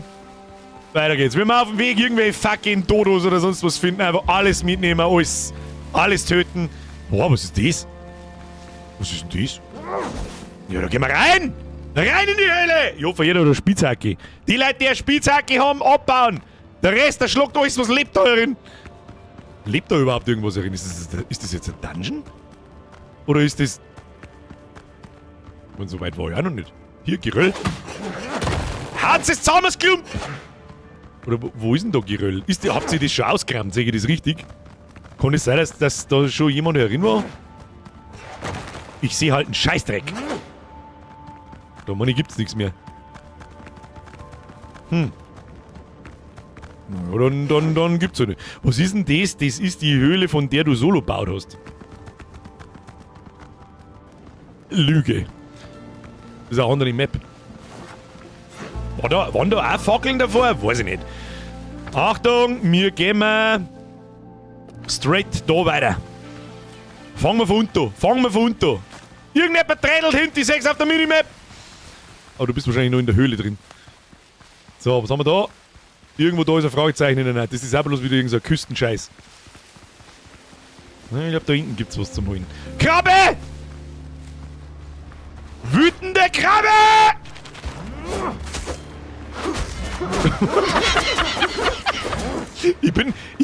Ich spiele quasi ein Necromancer. Einfach Zielosong draufhauen. So, warte mal, wo ist denn wir kommen da um? Wir müssen da so auf der gegenüberliegenden Seite von dieser kleinen Seezunge, da ist irgendwo ein Fragezeichen, da will ich hin. Sammelt Steine, alles was da ist, jetzt Viech wird der Dornenfiedler. Der Vorschlag, wenn es mich fragt. Ja, hier, wo ist denn das Spielschwein? Ich verstehe kein Wort nicht. Was haben wir da? Was haben wir hier? Was ist das? Was ist das? Da steht einfach ein Werkbing umeinander. Warum? Dann baue ich doch mit grobem Stoff alles mitnehmen. Kann man die Scheiße jetzt legen? Na, auch nicht wirklich. Und da ist so eine Art kleines Lager, oder was? Alter, jetzt bin ich einfach passiert. Ich meine, das ist so einer von uns. Da käme ich überhaupt nicht aus. Da schluckt sie nicht zu unten! Weg mit dem! Angestochen, den Huhn! Passt schon wieder. Was haben wir da? Eine verfallene Truhe. Ich schau. Eine Laune des Schicksals. Gestern bin ich auf ein Versteck von Schmugglern gestoßen. Und was haben wir da? Rückreise. Ein leichtes Getränk mit einem süßlichen Geschmack. Leider ist es nicht einfach zuzubereiten. Es werden seltene Zutaten benötigt. Bringt dich zum letzten Wiederbelebungspunkt zurück. Okay, vielleicht sollten wir einmal Betten bauen. Ich glaube, das war so ein Indikator für da spawnt man wieder, wenn man stirbt. Aber wieso steht jetzt da bloß 1 von 2 drunter auf der Map? Ist das ein Hearthstone? Ich bin mir nicht so hundertprozentig sicher, Sprengmeister. Wieso steht jetzt da bloß 1 von 2? Oh, da draußen, da schlägt jemand an den Trunkenen, aber das ist in Ordnung, den schafft er allein. Ja, da weiß ich jetzt auch nicht weiter. Wisst ihr hier? Chef, bei den Springen graben bitte. Bei den Springen. Bei welchen Springen? Lea schreibt das. Wo ist Lea? Lea, wo bist du? Lea Braun! Ach da, bei den Springen. Ich hab euch nicht gesehen, weil ich ein Ding nicht. Weißt schon? Ich grabe! Achtung! Grabe, aber ihr müsst weggehen, sonst kann ich nicht graben. Ihr müsst übrigens auf Zeichen gehen, sonst ist da rot. I'm digging a hole. Diggy hole. Aber da ist ja gar nichts. Warum ist noch nichts? Warum ist da nichts? Hallo, ich danke, hallo, hab ich raus und tief wie ich kann. Ich habe einen Schatz gefunden. Was haben wir da? Selbstgemachtes Schießpulver, einen Heiltrank und einen großen Heiltrank. Das liege dann alles in Kisten rein, da soll sich ja jeder ein bisschen was rausnehmen dann. Das passt gut. Gehen wir wieder. Können wir da aus dem Scheißloch jemals wieder raus? Ja. Warte, ich schütze wieder zu. Ich schütte den Bums wieder zu. Oder auch nicht. So, nächstes Fragezeichen. Ah, da ist wieder ein Nein. Dann das ist das da. Dann gehen wir... Wieso markiert das eigentlich? Drauf geschissen. Ab nach Norden, da ist noch ein Fragezeichen. Jetzt wird die komplette Scheißinsel wieder auseinandergenommen. Wo laufen die hin? Völlig falsch. Da lang müssen wir. Ich finde ja geil, dass jeder sofort einfach nachläuft. Der Bürger ist durch, aber lauf ja ein! Irgendjemand schießt umeinander. Holz gefunden. Ist das überhaupt die richtige Richtung? Ja, passt schon. Wir müssen ein wenig schwimmen. Ausnahmsweise kommen wir in dem Spiel auch schwimmen. Stell dir vor, das war von Ubisoft, dann müssen wir rundum laufen. Ja, war der Befehl stumpf mir nach. Das stimmt absolut, ja. Ich muss ein wenig... Oh. Oh, leg der Holz voll viel aus, das ist Level 3. Blocken, Leute, nicht sterben! Gibt's ihm, zündt's ihm, Mann! Ich brauche ein wenig Ausdauer. Was hast denn du da hingestellt? Was ist denn das? Postmortem Cache? Was ist das? Ich weiß nicht, was das ist. Ich habe jetzt einfach draufgedrückt. Neue Pläne zum Lernen in Kuriositäten. Inventar ist voll. Neue Entdeckungen verfügbar. Das machen wir, wenn wir wieder daheim sind. Dass man so acht, wohin? Ein bisschen links, ab zum Fragezeichen. Los geht's! Oh, da haben wir einen Dungeon. Da haben wir letztes Mal auch ein paar Mal gestorben, ich erinnere mich. Ich gehe bloß per Blocken rein. Was haben wir da? Ist das der einfache oder irgendwo, wo man rein kann? Irgendwas müssen wir finden. Ja, das ist schon abgeschlossen. Da ist der Keller! Meine Damen und Herren, rein in den Keller! Sind da noch Gegner drin? Nö. Ist schon ausgerannt. Schauen wir nochmal in die Kisten rein. Nein. Okay, das ist schon erledigt. Das habe ich nicht gesehen. Ist aber nicht schlimm. Ist da der Franz noch drin? Der verletzte Mal? Nein, ich glaube, den haben sie schon aus dem Leben gewickelt. So, dann grob in diese Richtung. Nehmen wir das nächste Fragezeichen mit. Es ist halt schon lustig, wenn man das zu keine Ahnung, wie viel macht. Wenn wir mal was essen, damit mein Leben ein bisschen in den Tee geht und dann muss ich noch einen Heiltrank saufen, damit mein Leben in den Tee geht, weil der erste, der boxt mich wieder. Was ist das? Oh, ich glaube, ich habe auch schon gefunden, wo wir unseren Leuchtturm hinbauen. Halt, stopp. Weiter da oben. Wie soll ich umeinander wuseln? Es ist so gut schon wieder. Nein, da waren wir. Also, wo rennen denn hier umeinander? Die scheiß Minimap, die macht mich fertig. Und was ist... Ach, ist das der platzt. Ah, fuck it! Aus da und dann fest zuhauen. Ja, passt. Da haben wir doch noch einen Dungeon. Das schaut so aus, als wäre da mehr, dabei ist ja da noch Map. 2 Stunden ist halt leider viel zu wenig für die Perle, das ist absolut richtig. Müssen wir halt öfter spielen, das hilft eh nicht. Ich hoffe, dass ihr in 2-3 Wochen ist es meistens so, dass die meisten dann nicht mehr so interessant ist. Was haben wir da? Was ist da? Geht's da irgendwo oben oder hat man da nicht das Ding da kaputt machen müssen und dann hat man die Truhe da gefunden, da war auch schon jemand dran. Was haben wir da noch? Da ist noch was drin, das ist auch abgeschlossen. Jetzt schauen wir mal, aber mehrere Hinweiszonen habe ich nicht mehr. Na gut, schau dir die Orte der Schiffswracks an. Such das Piratenlager und befreie die Gefangenen. Das ist da, wie mein Abenteuer an der Küste begann. Verbessere deine Waffe in der Werkstatt eines Waffenschmieds. Die Waffe muss ausgerüstet sein. Naja gut, mehr scheint es jetzt da so POIs nicht mehr zum geben. Dann würde ich vorschlagen, zurück zum Lager. Das war jetzt halt nicht der Wahnsinn, aber gut, dann steigen wir in unsere Boote und suchen wir die Crew. Damit wir da ein bisschen Quest-Progress machen. Und vielleicht kriege ich noch irgendwie zusammen, dass ich meine Waffen upgrade. Da ist noch was zum Graben, aber wo? Wo? Oder meinst du das da in der Mitte? Da waren wir schon. Außerhalb der Grenze der Minika. Ah, okay, das habe ich vorhin nicht gesehen. Ist eh klar. Ist eh klar. Wir können Markierungen wieder löschen. How to delete Markierung. Ich weiß nicht. Wo wir alle sind. Ah ja. Ach, war das eventuell die Quest, wo die 3, 4 Untoten gleichzeitig kommen? Ich hab noch einen Küstenton, oder? Ich muss es nicht erschlagen. War ein wenig aus da. Hotzen schon. Ich komm schon. Hat keiner von euch eine Schaufel? Also ich find's ja nicht, dass mir das ausschaufeln lässt, aber ihr dürft das natürlich auch tun. Wo haben wir noch gleich wieder graben müssen? Ich glaube, wir waren mittendrin, oder? Oh nein, nicht zuhauen. Nicht zuhauen, graben sollst du Trottel. Hier, untersuchen, Achtung, jetzt gibt's gleich Geschwerl. Die Truhe, zum Glück gibt's in der Truhe keine Geheimnisse mehr. Oh, doch, da ist Geheimnis. Ah! Ah! Wieso hab ich keine Waffen nicht? Ah!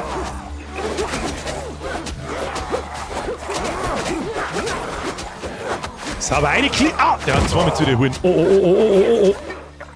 Jetzt mit dem Heiltrank saufen. Ja, nochmal ein schwerer.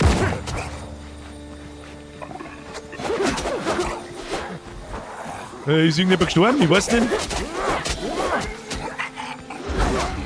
Fotzt es die Huren! Jetzt, was ist denn eigentlich das da? Postmortem Cache, was ist das? Ach, da ist jemand gestorben! Von uns? Alter, wie viele Leute haben von uns da jetzt gestorben? 5! Ja! Ich hab gemeint, das ist was. Weißt du, wie das ausschaut? Das schaut fast so aus, als war das irgendein Anti-Buff gegen Gegner. Den irgendjemand gebaut hat, den ich noch nicht kenne. Das ist das Klump von einem Toten. Ja, jetzt habe ich schon gecheckt. Oh, jetzt können wir uns noch mal! Ja, nein, nicht! Wieso? Das Sackelzement, wieso? Ja gut, passiert die Besten. Haben auch noch nicht 5 schon gestorben. Hab ich noch was zum Essen? Ja. Gib mir das und dann laufen wir. Die scheiß Viecher habe ich schon lang gebraucht. Ja, allein brauchst du auch eine Zeitl. Du musst schon mit... Ich hab das letzte Mal, da bin ich glaube ich auch 2 oder 3 Mal gestorben bei denen. Ich hab's dann mit dem Zweihänder gekillt. Das hat ganz gut funktioniert, aber du darfst dich nicht treffen lassen. 2 Schläge und du bist hin. Und unbufft bist wahrscheinlich sogar noch am ersten Schlag hin. Aber warum die da jetzt ein zweites Mal spawnen, weiß ich nicht. Kann da jeder einzeln die Kisten anklicken, oder was? Da brauchen wir eine Dreiviertelstunde, bis wir da durch sind. So, ich klicke jetzt nochmal die Kisten an. Achtung. Gehen. Und sonst haben wir noch nichts mehr gekriegt, oder was? Naja, gut. Dann meine ich, wird's das gewesen sein. Dann gehen wir jetzt heim, holen wir uns Verpflegung, setzen wir uns in unser Boot, bauen wir uns vielleicht noch, schauen wir mal, was man braucht für das verbesserte Schwert. Das hätte ich gern noch. Und dann setzen wir uns ins Boot und dann suchen wir die Crew bei Sonnenaufgang. Das glaube ich, ist eine gute Idee. Dann machen wir da ein paar so von diesen Quests. Und durchs Menü klicke ich mich noch schnell, da steht ein Haufen Scheiß dort, wie mein Abenteuer an der Küste begann, bla bla bla. Neue Entdeckungen verfügbar, neue Pläne zum Lernen. Jetzt kannst du dein Schiff zurückrufen, um zu einer anderen Insel zu segeln. Da schau gern. So, was der nicht, da schlagen wir noch schnell! Lass deine Killen hier blechen, du bist fast zieh. Aber man wird ja, leider muss ich fast sagen, man wird ja nicht wirklich bestraft, wenn man stirbt. Kannst du sofort wieder hinlaufen und dann ist das wieder gut. 10 Leute in das scheiß Boot. Ich bin auch noch am Überlegen. Ich glaube, dass wir zu 10 einer fährt, alle 10 sitzen drin. Das hätte ich eigentlich schon lustig finden. So, jetzt schauen wir mal, wo man sich das Schwert machen könnte. Was braucht man da dazu? Da haben wir mal... Weißt du, was wir hier jetzt bauen? Die baue ich mir jetzt einfach eiskalt. Sag ich, wie es ist. Einfach, damit ich schießen kann. Wo haben jetzt die? Heiltrank, Rückreise, ich meine, das ist ja alles nicht so wichtig, aber waren denn meine Kugeln? Ach, die haben schon drin. Wie zielt man gleich wieder? Jetzt, warte mal. So, ja. Oh, da draußen ist ein Piratenschiff! Ja, mit dem können wir uns nicht mehr wehren, wir haben ja bloß eine Nussschale. So, wo kann man jetzt die Waffen upgraden? Nicht bei der Werkbank. Haben wir sowas schon irgendwie? Zelt, Wiederbelebungspunkt festlegen. Der Wiederbelebungspunkt ist bereits festgelegt, das passt. Was haben wir da so herin? Da haben wir die Crafting Tables, Waffenwerkbank, Säbel. Das ist der 100er 210 Schlag. Was hab ich fahren? 100 210 Schlag. Aber ich kann ja noch gar nichts Besseres machen wie das. Ich kann noch Fertigungsstation. Stufe 1. Okay. Aufwerten. Ausrüstung in deinem Inventar. Du hast keine Ausrüstungsgegenstände zum Aufwerten. Und da können wir jetzt den Säbel verbessern. Das darf ich gerne noch einmal. Das heißt, ich brauche 2 Felle und 7 Kupferbarren. Hab's schon verstanden. Da bin ich eingesperrt worden. Haben wir überhaupt Kupferbarren? Ich weiß sogar nicht. Haben wir da ein paar Kupferbarren herin? Oh, die dauern noch ein bisschen. Ich meine, ich brauche mal 2 Schmelzen, hä? Oh, da haben auch 200 irgendwas Dings noch drin. Kann man da mit Shift oder mit Steuerung 10er schrittweise machen? Nein, nicht wirklich. Machen wir so. Die haben wir noch mit 30 dazu. Wieso nicht? Haben wir da welche drin? Ja, die klauen wir jetzt einfach einmal. Sag ich euch freiwillig, wie es ist. Oh, aber Kupfer geht auch langsam aus. Haben wir Fuckify? Hashtag Fuckify! Ab in den Chat. Haben wir Schweindelfälle? Hat irgendjemand Schwein? Das war übrigens cool. Ein Aufruf an die Entwickler. Es wäre cool, wenn ich innerhalb meines Lagers da herum irgendwie Leisten zum Durchscrollen hätte für alle Behälter, die im Umkreis von dem Lagerfeuer sind. Dass ich da jetzt nicht, ich muss über die eigene Auto gehen, muss da reinschauen, das war eine starke Verbesserung. Eine Komfortverbesserung. Da würde ich mich freuen. Und ein bisschen ein Hover-Effekt. Wenn ich da jetzt mit der Maus drüber gehe, damit ich gleich sehe, damit die Kisten, die muss nur 5% heller werden. Damit ich weiß, was ich öffnet, wenn ich reinklicke. Wenn du die Materialien hast, kannst du direkt bauen. Ja, aber es sind ja noch 10 andere Leute da, die wahrscheinlich das Ding auch gerade bauen wollen. Schauen wir mal. Na, 10 brauchen wir. Na, das da verbessern. Das da. Nur 2 Kupferbarren und noch ein Fuckify brauchen die. Ja, das ist gar nicht so einfach, gell? Dann nehme ich jetzt einfach mal den da noch. Ich reserviere mir im Prinzip das Zeug. Verstehst? Weil die Werkbank, die zieht sich die Materialien auch da raus. Verbessern sie mal. Ich brauche noch ein Fuckify. Aber die anderen brauchen ja auch ein Fuckify. Das ist ja so ein bisschen das Problem. Wir können uns nicht so richtig abstimmen, weil wir uns halt nicht hören. Das ist nicht so einfach. Ich suche mir jetzt ein Fucky, das da schlage und dann suche mir die Crew. Harr! So, schauen wir mal, ob wir sterben gegen die 2.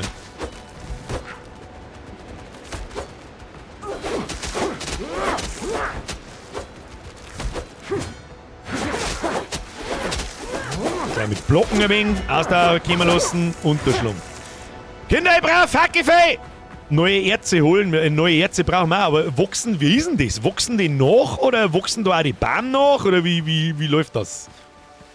Das ist mir alles noch nicht so 100%ig klar, du. Aber irgendwo da muss ein Fucky sein. Gib Fucky! Ui, und geschossen haben wir auch noch nicht. Warte mal, tun wir Pistolen her. Tun Sie mal die Pistolen her. Wir haben doch da irgendwo eine Fackel gefunden. Ja, die Erze respawnen. Ja und ja. Ja, gut. Wie schnell? Ich mag's eigentlich. Nein, sagt es mir nicht. Ich mag gar nicht wissen, wie schnell.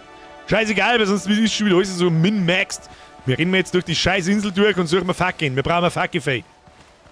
Her mit dem Fackelfei, ich muss ein Schwert bauen. Ich weiß zwar nicht, was ich mit dem Schwert... Da, Eber! Hier, Eberhard! Schieß ins Gesicht ein!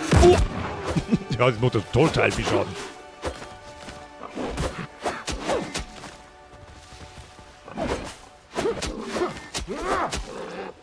Eberhard!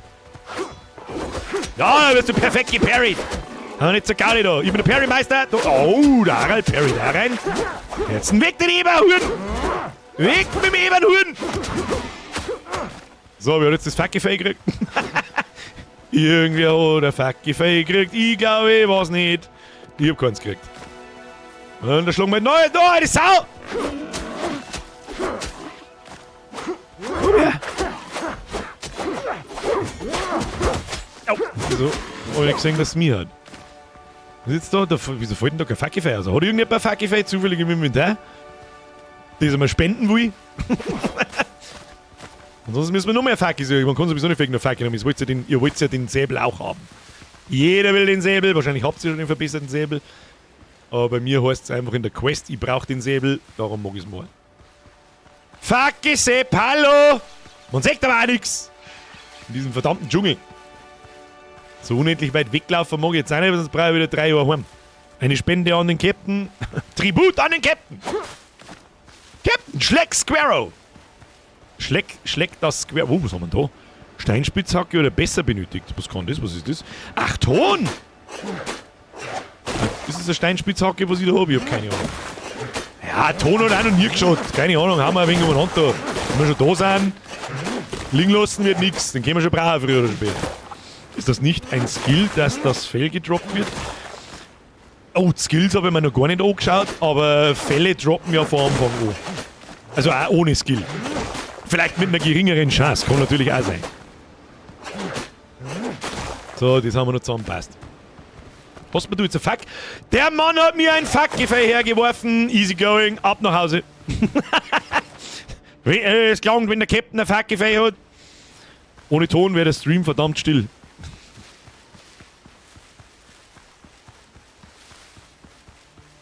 Ich möchte das nicht weiter kommentieren. Diese bananale Scheiße geht mir zu weit. Captain Birger und die Hungerspiele. Also ein bisschen schon, ja. Aber momentan sind wir ganz stabil dabei. Man, schauen Sie hier, das ist der Wahnsinn.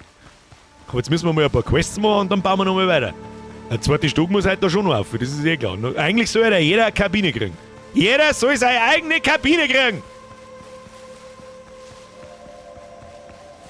Scheiß Ausdauer. Scheiß Ausdauer. Eberhard, die Augen rot, die Leber hart. Der ignoriert mich, sowohl Tipp als auch Witz. Ich fühle mich beleidigt. Ja, Wolfric, sagst es selber, dass ich beschäftigt bin. Wann überhaupt? Wie heißt eine japanische Pazifistin? Ni hao. Oh Gott. Halt einmal! Wie ein weiser Mann einst zu sagen pflegte. Wolfric, merci für den Zwickel. Herr Hegemann, merci für den 1. Monat. Hashtag ruhig durch, Sepp. Schön, dass du auch noch da bist. Wolfric, merci für den 5er. Tipp, wenn du bis zum Wasser gräbst und dann reinfällst, kommst nicht mehr raus, da du nicht klettern kannst. Hat schon viele Chars gekillt. Oh! Weil man halt nicht klettern kann, während man eine steile Mauer vor sich hat. Ja, ich check schon. Wie heißt ein unentschlossener japanischer Krieger? Nunka. Nunja, ich wollte gerade sagen, Nunka verstehe ich nicht. Nunja verstehe ich schon. Hat's ab jetzt mit einem Scheiß! Stau die mir erst wieder den Zehner. Jawohl, nein, sowas nicht gemeint! Ein Fackelfei, jetzt habe ich wieder bloß ein Fackelfei. Warum habe ich bloß ein Fackelfei? Hat jemand ein Fackelfei für mich? Ich hab bloß eins. Hat irgendjemand ein Fackelfei für mich? Ich mag jetzt keine Fackeln mehr, Jung. Ich hätte so gerne ein Schwert. Hat jemand ein Fackelfei?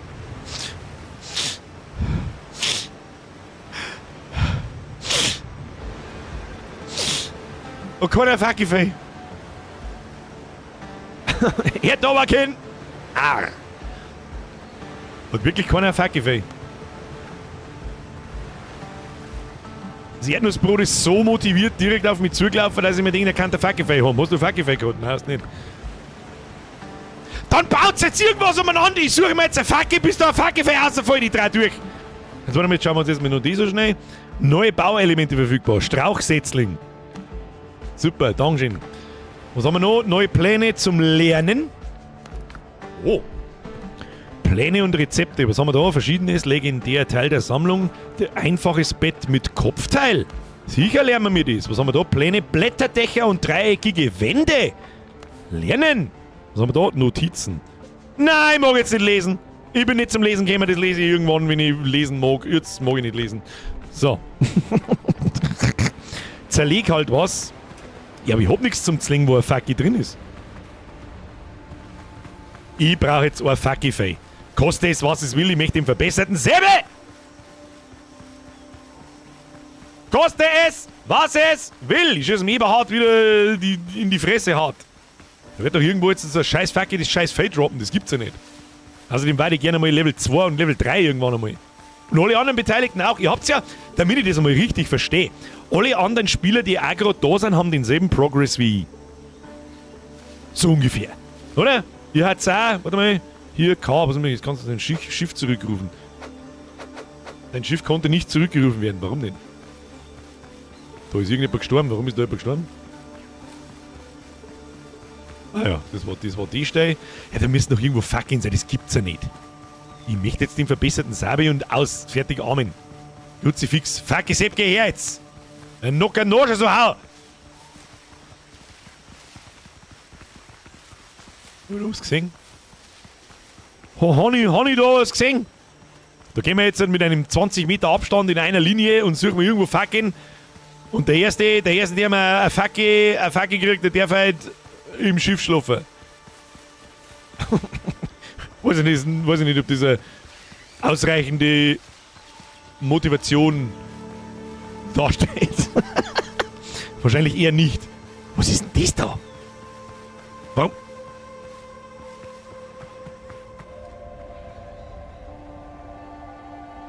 Entschuldigung, das kann ich so nicht stehen lassen. Ist das da hingebaut worden von uns?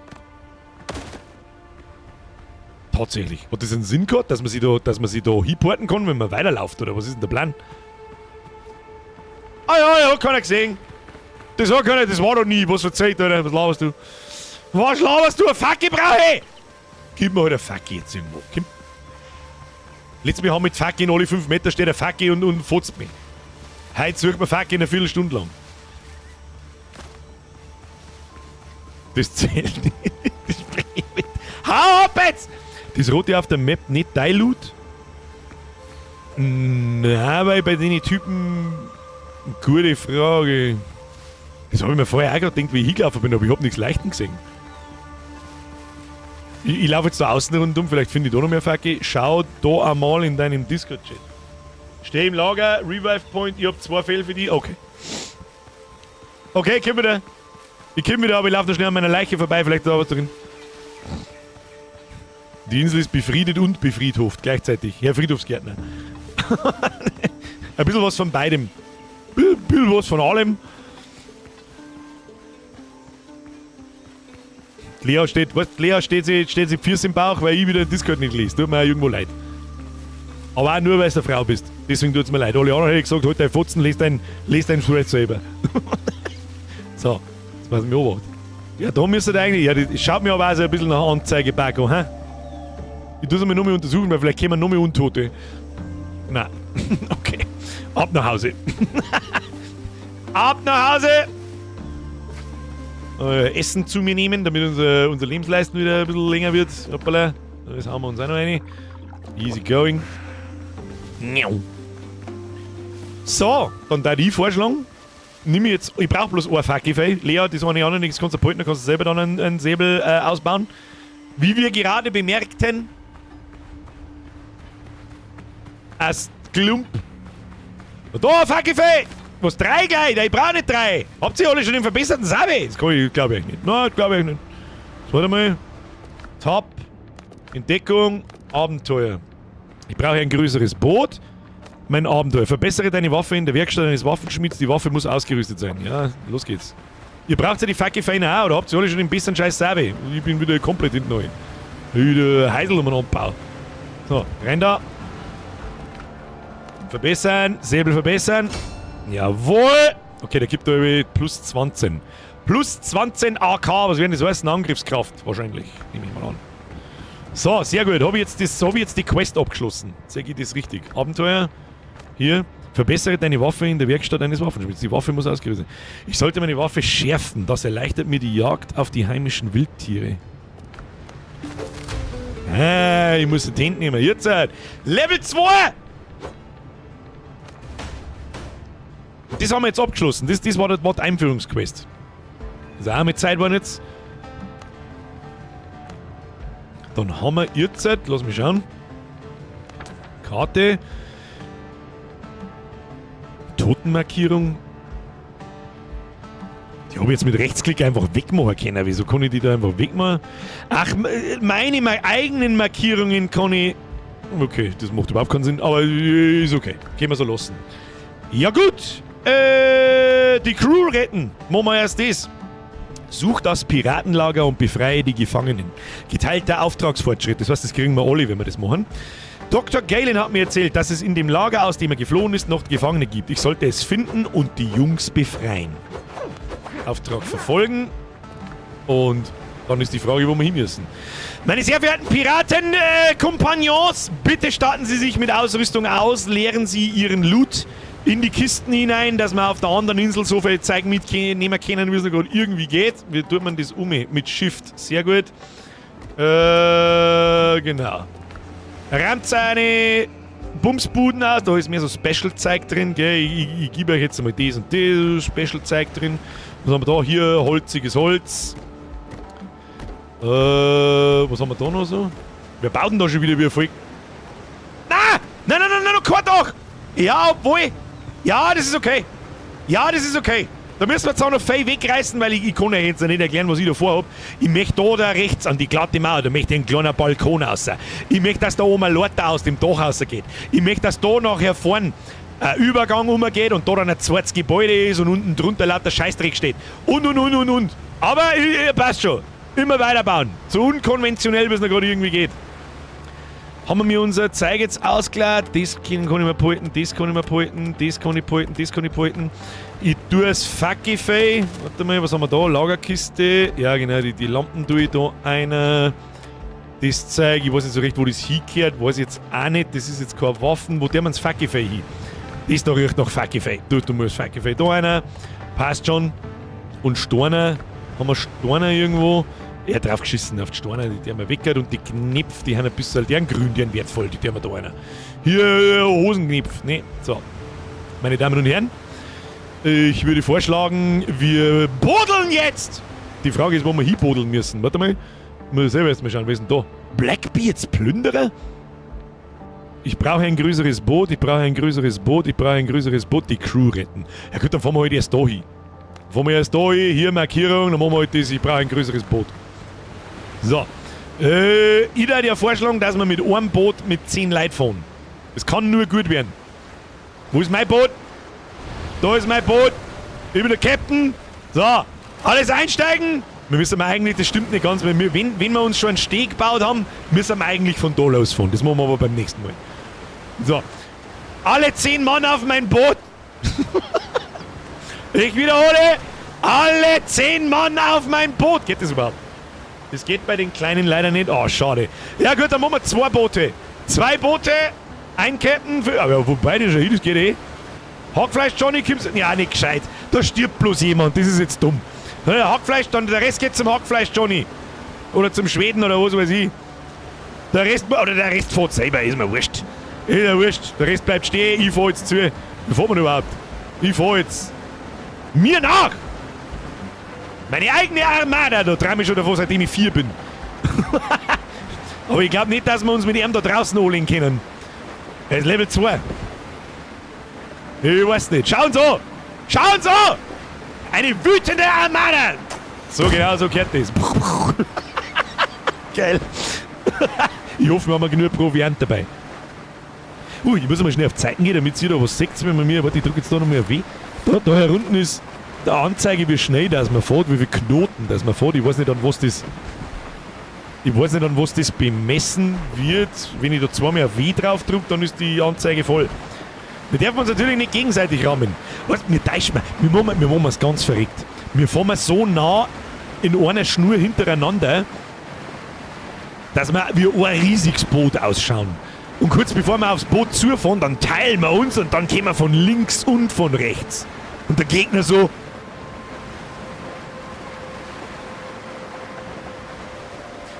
Alter, PvP in dem Spiel und ich dachte den Herr Leberhardt. Der ist ultra finster, ultra bass. Ich liebe ihn. Herr Leberhardt legt mir Arsch. So, ist der Rest noch da? Ja, haben wir schon unterwegs. Ja, haben wir schon mit kleinen Nussschalen über Gräsern im Meer gefahren. Und ultra gut habe ich noch vergessen, das Auto, stimmt. Haben das Quests quasi auf der anderen Insel? Also die sind nicht irgendwie verschollenen Boote irgendwo, aber sowas wird schon auch noch können. Und die Blackbirds sind Eis.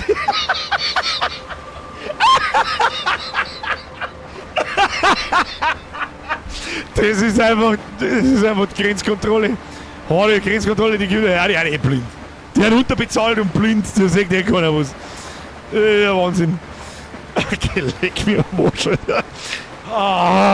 Weißt du, für sowas kassieren wir wahrscheinlich nicht einmal einen gelb markierten Stream. Ganz geschweigen von einem rot markierten Stream, außer es daten sich jetzt noch 400 Leute irgendwie beschweren oder so. Haben wir eigentlich Zeug für eine Schnellreiseglocke dabei? Natürlich nicht. Hallo, wir machen das immersiv. Natürlich segeln wir wieder zurück. Hier, Schnellreise, das ist ein totaler Kack. Baut drüben gleich ein Respawn-Zelt, das ist eine gute Idee. Die Aufgabe kriegt die Lea. Lea Braun, erst einmal ein Respawn-Zelt herbaut. Wir landen! Achtung, Achtung, Crew, wir landen! Oh ja, den Sie scheint hier nicht da müssen. Verdammt nochmal. Aber gut. So, erst einmal ein Respawn-Zelt da herbauen und dann würde jeder seinen Respawn da her sitzen, weil ich kann mir vorstellen, dass wir da jetzt vielleicht ein paar Mal sterben müssen. Der wütende Mob steigt aus dem Piratenschifferl, aus der Nussschale raus, rennt wie ein vollgestörter hin, holt's den ganzen Scheiß Wald ab und baut es mit Zelt hin. Ja, okay. Festlegen, wieso geht das nicht? Der Wiederbelebungspunkt ist bereits festgelegt. Gelten die dann für alle, oder man sagt es nicht gescheit, gell? Da, das eine kennt wieder ab, ja, ist wurscht, lasst es beide stehen. Das schaut wütend aus. So, die Frage ist jetzt, wo wir hin müssen. Ja, ich sehe einen Küsten, da! Ja, perfekt geparried. Rein ins Viech. Easy. Haben wir gut. Und dann würde ich sagen, laufen wir zum ersten Mal. Oh, Banane. Warte mal, Banane? Ja, sicherlich nicht mehr Banane mit. Piratenleben ohne Banane ist ja bananal. Ja, ich weiß ja gar nicht, was wir da überhaupt tun müssen. Was haben wir da? Das war der Outpost. Sind wir alle da? Wir müssen jetzt ultra wütend sein. Ultra wütend reinstürmen! Ist da irgendein... das ist eine Facke. Gib mir deine Haut!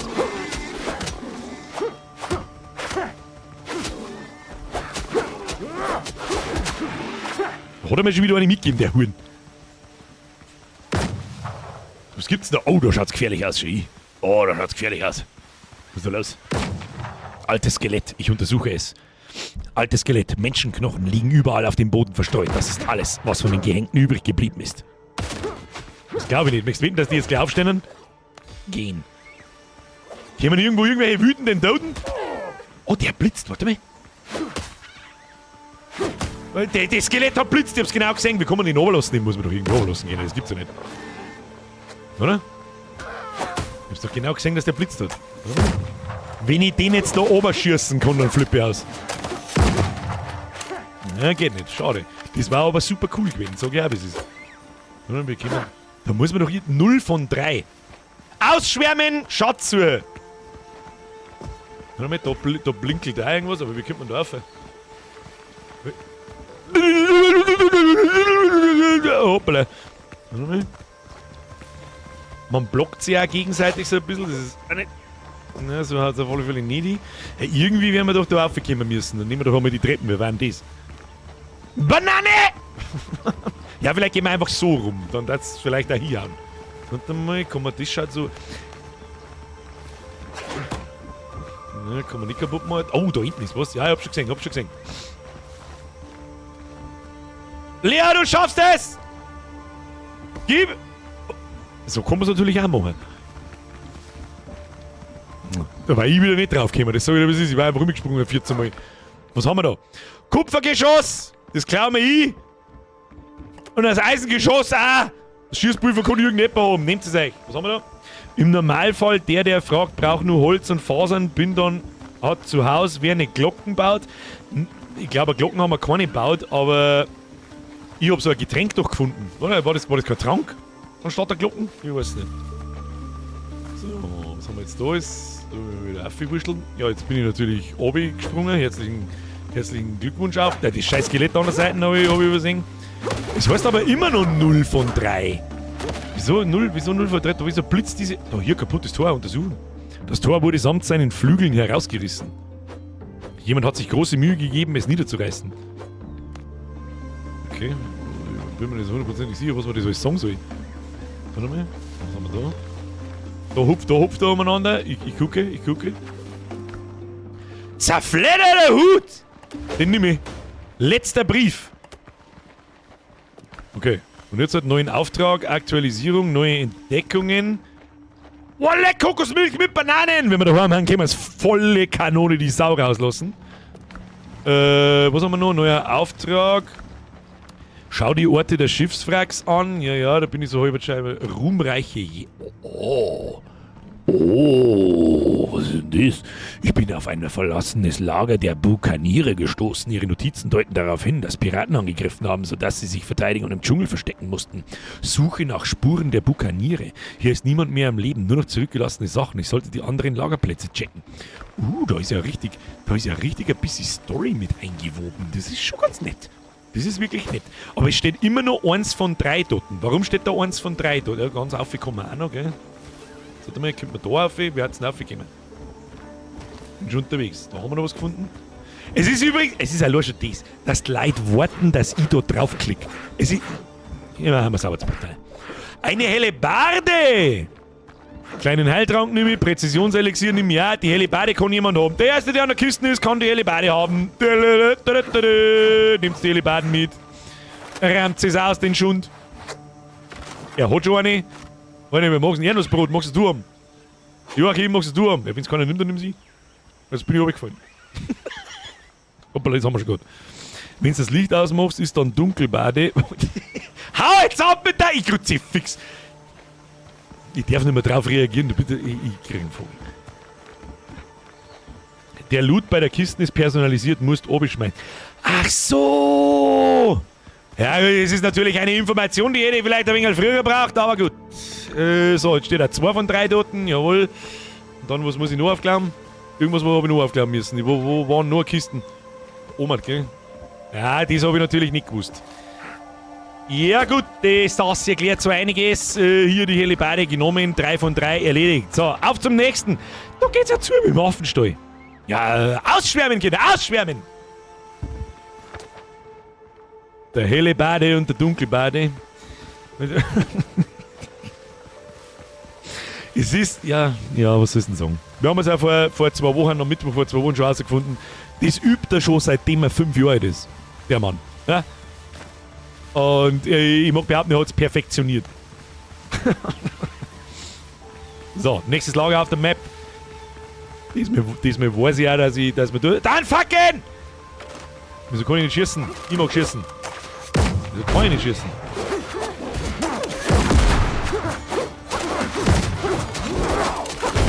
Blockt's die Sau! Oh, ein wenig Fleisch oder Fee, hat noch nie geschaut. Hat noch nie geschaut, definitiv noch nie. So, da müssen wir wieder durchschauen. Was haben wir da? Was haben wir hier? Haben wir ordentlich Zeug. Aber ich sehe nichts blinken. Doch, da sehe ich was blinken. Hier ist was zum Blinken. Was haben wir da? Alter Lumpen. Jemand hat mit Schweineblut eine Warnung geschrieben. Wer dreckige Unterwäsche am Feuer aufhängt, frisst zum Abendessen Dreck. aber, okay. Alles klar. Komm mal, da ist die erste Kiste bei mir. Was haben wir da? Oh, kaputte Muskete. Eine schwere Muskete. Was kann das? Weißt du schon, das geht ja nicht ins Inventar. Was ist denn das? Marcel Bautschers Tagebuch. Sind das so Kuriositäten? Sage ich das richtig? Kuriositäten. Zerfledderte Hut. Aber Mann, was tut man mit dem? Die Krempe des Lederhutes ist an mehreren Stellen eingerissen. Was auch immer die Krempe ist. Wahrscheinlich der Umkrempe, die ist da. Das ist die Krempe, ich weiß nicht. Auf dem Futter ist der Name Marcel Bautscher aufgestellt. Wir haben ja ein Level-Up. Damit wir mal eine leveln. Hier, da würde ich mal sagen, Kondition Vita. Ich habe eine Donnerbüchse. Wo habe ich jetzt die Donnerbüchse hergekriegt? Das weiß ich nicht. Bestätigen. Kondition ist schon Leben, oder? Ausdauer wird verbraucht. Ja genau, Vitalität, Meisterschaft, kritische Treffer. Und ich glaube, dass wir mir einen Agi-Charm machen. Das heißt, Agi, also Beweglichkeit, ja, mit so einem schnellen Dings da hau ich lieber zu mit so einem fetten Zweihänder. So geht es ist. Dann machen wir mir Beweglichkeit, erhöht die Effektivität von Beweglichkeitswaffen, ja. Und Meisterschaft, Crit, erhöht die Chance auf kritische Treffer, ja, machen wir so. Ja, da ist ein wenig was. Ich weiß schon, normal tut man das nicht so, das ist mir wurscht jetzt. Was haben wir da? Marcel Bautschers Tagebuch, ins Tagebuch eintragen, das lese ich jetzt nicht. Ich mag's nicht lesen, lass mich in Ruhe jetzt. Ich will zum Looten kommen, nicht zum Lesen. Können wir nachher auch in Ruhe auch irgendwann einmal lesen. So, ist da nur eine Schatzkiste hierin. Da haben wir noch was. Habseligkeiten liegen verstreut und zurückgelassen herum, als hätte man das Lager überstürzt geräumt. Ja, beim Überfall wird er nicht recht für anders übel. Was haben wir da? Oh, ein Rapier. Und nochmal mehr Schießpulver. Der ist Beweglichkeit, der ist auch beweglich. Der hat 205 Durchbohrung und er hat 210 Schlag. Ja, da bleiben wir beim 210. Wir haben ja den aufgewerteten Säbel. Dann haben wir das da noch. Auf dem Tisch liegen überall rostige Werkzeuge vom Bearbeiten von Häuten rum. Disgusting. Hat sie schon wieder alle fertig oder was? Ja, aber ich wieder voneinander rede. Ich muss nicht lesen, was soll ich machen? Was soll ich machen? Irgendwo, da ist noch Kisten. Da ist eine Kiste. Dekoration, Essenszubereitung und eine Flasche Rum. Und eine Buddel Rum. Easy. Ich versuche mich zu bessern, machen wir ein bisschen schneller. Bin schon unterwegs. Ich sehe schon, dass es bloß umeinander steht und... Weißt du schon, wo kommt die Donnerbüchsen eigentlich her? Tu mir die da her, so. Oh, hier Donnerbüchse. Oh, geil. So, rein in die nächste Bumsbude. Ausgerannt. Ich versuche mich zu bessern, dass wir ein bisschen schneller sind. Spätestens... Du möchtest mich nicht meinen, dass jetzt 10 vor 10 ist, oder? Du möchtest mich eigentlich verarschen. Jetzt kannst du mir gleich aus dem Kopf schlagen. Was haben wir da? Oh! Erstmal ins Gesicht eingeschossen, du Huren! Und eingesammelt! Block, ich bin gleich hin. Das Dringen. Und ich glaube, Essen zu... Banane! Oh, Banane! Und was zum Essen auch noch. Ja, her mit dem Schund. Und noch mehr Banane. Das heilt mir alles nicht. Wieso heilt mir das nicht? Da ist was. Ein Gerbgestell. Eine Haut hängt noch dran. Nie abgeholt. Ja, nimm's mit, gib mir brauchen. Sieht aus, als hätten die Bukaniere Wildschweinjäger hier ihre Häute verarbeitet. Ja, super. Was haben wir da? Alte Holzkisten sind auf einem Haufen gestapelt und werden bald verrotten. Vielleicht enthielten sie einst Jagdausrüstung. Jetzt liegen sie darin nur noch Abfälle und verklumptes, feuchtes Schießpulver. Nur Schund schon wieder. Was haben wir da? Da ist jemand gestorben. Ich hab's ganz genau gesehen. Da ist eine kistige Kiste. Nehme ich mit. Oh, Piasta und Silberbahn. Jetzt ist mein Inventar voll. Herzlichen Glückwunsch. Ich glaube, dass ich... Wie viel haben wir da wieder zum Suchen? 2 Stück.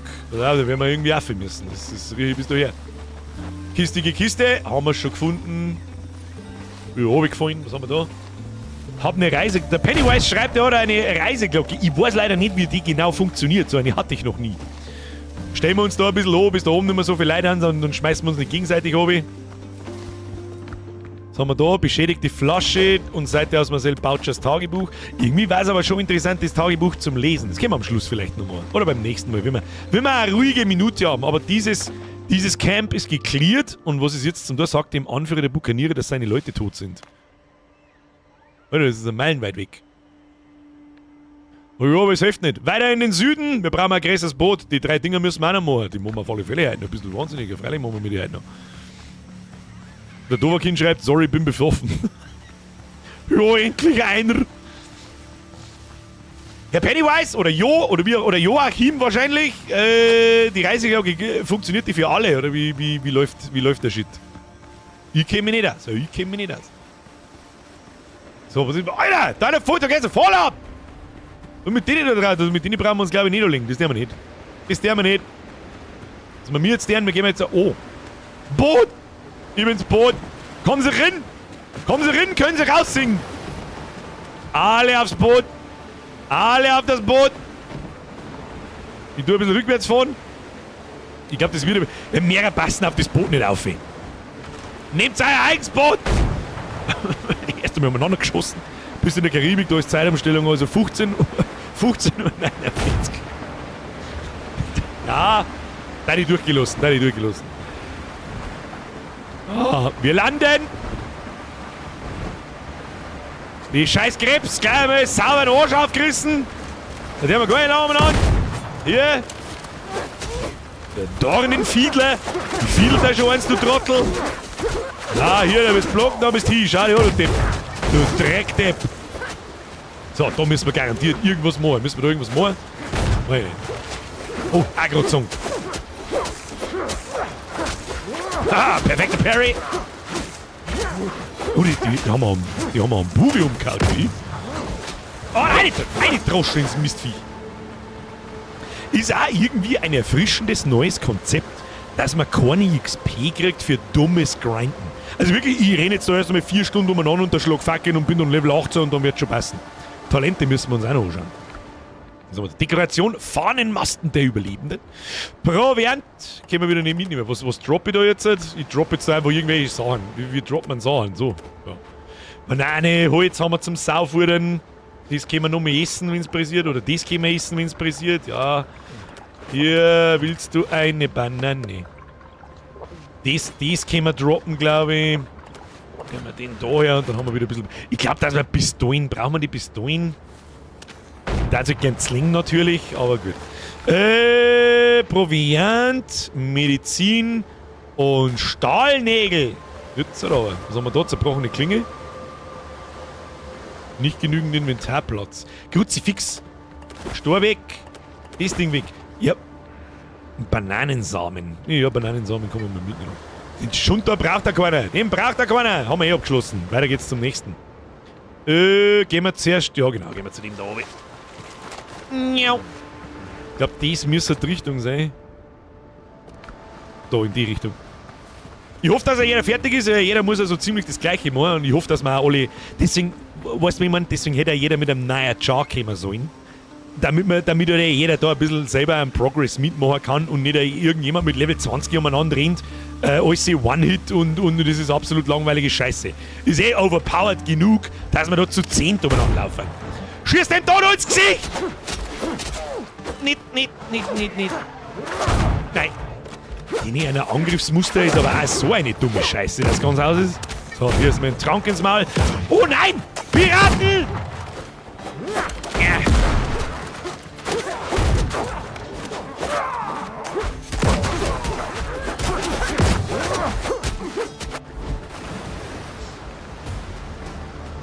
No! God, please, no! No!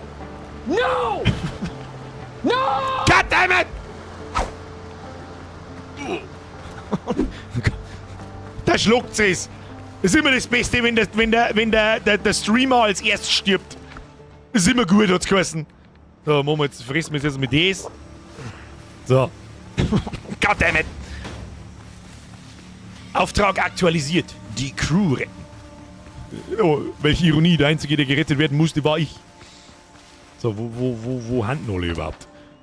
Okay, leck mich am Sack, ist das weit!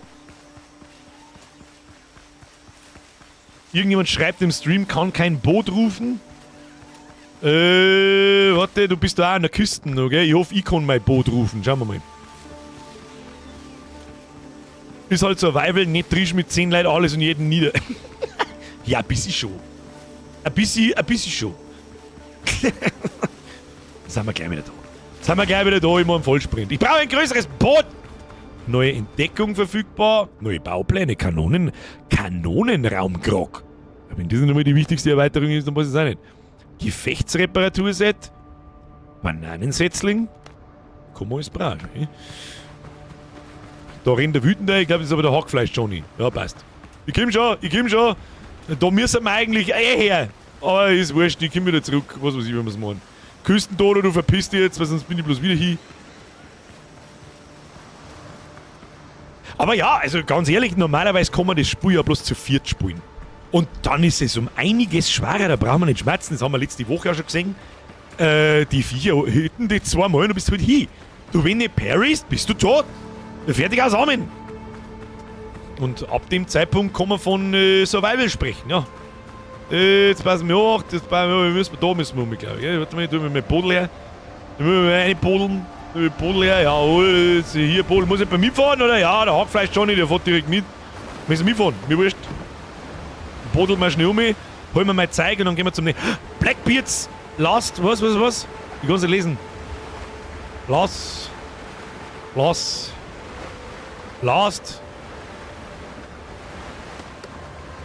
Ich weiß nicht, was weiß mir wurscht. So. Warum ist eigentlich ein Piratensetting so unfassbar geil? Warum? Warum ist es so? Ich möchte jetzt Theorien in den Chat hinein. Warum ist ein Piratensetting? Es gibt irgendjemanden, der ein Piratensetting für völlig behindert hält. Das ist absoluter Scheißdreck. Kann ich mir nicht vorstellen. Was ist das alles? Ist das mein Klumpertz? Ich nehm das mit. Warte, geht das mit Shift? Nimm das mit. Das schaut wertvoll aus. Banana gegessen. Klassische Male-Power-Fantasy. Ja, also das ist wahrscheinlich auch am aller Ehren beschreiben. Jetzt muss ich bloß da noch eine und irgendeinen Scheiß machen wahrscheinlich. Irgendwo, was ist da? Krabbenfleisch! Ah ja. Was haben wir da? Oh! Jetzt aber! Den Bums, den kannst du gleich mal wegschmeißen. Dann nehmen wir den. Jetzt passen wir an. Gut, dass ich mir letztes Mal keinen Hut nicht gekriegt habe. Schaut's an! Schau uns an. It's fucking fancy. It's so fucking fancy. This is some fancy, was mit ihm da eigentlich Gefangener reden. Hey, geh nicht weg, hol mich raus. Galen hat mich geschickt, ich hole dich gleich raus, halt dich fest, das Schloss klemmt. Ich bin froh, dass der Arzt es geschafft hat. Lass mich bloß nicht allein, Kumpel, an diesem Ort geht's echt unheimlich zu.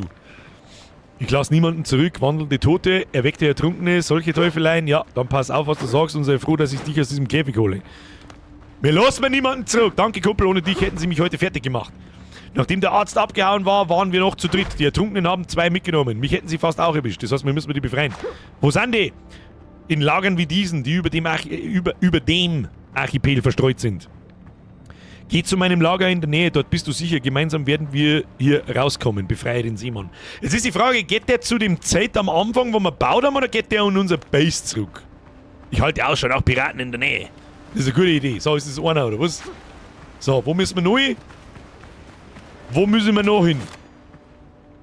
Ja, mehr sehe ich jetzt da gerade nicht. Eigentlich den da haben wir komplett auslassen. Und dann laufen wir mal die Fragezeichen da ab, hätte ich gesagt. Oder? Was so in die grobe Richtung hätte ich voll vorgeschlagen. Oder? Ab in die Boote! Ab in die Boote, meine Damen und Herren! Ich weiß nicht, wie viele Damen das wir dabei haben, aber mindestens eine. Ha, rein ins Boot! Bitte 4 Leute in das Boot hinein! Ich bodel uns zum anderen Ufer!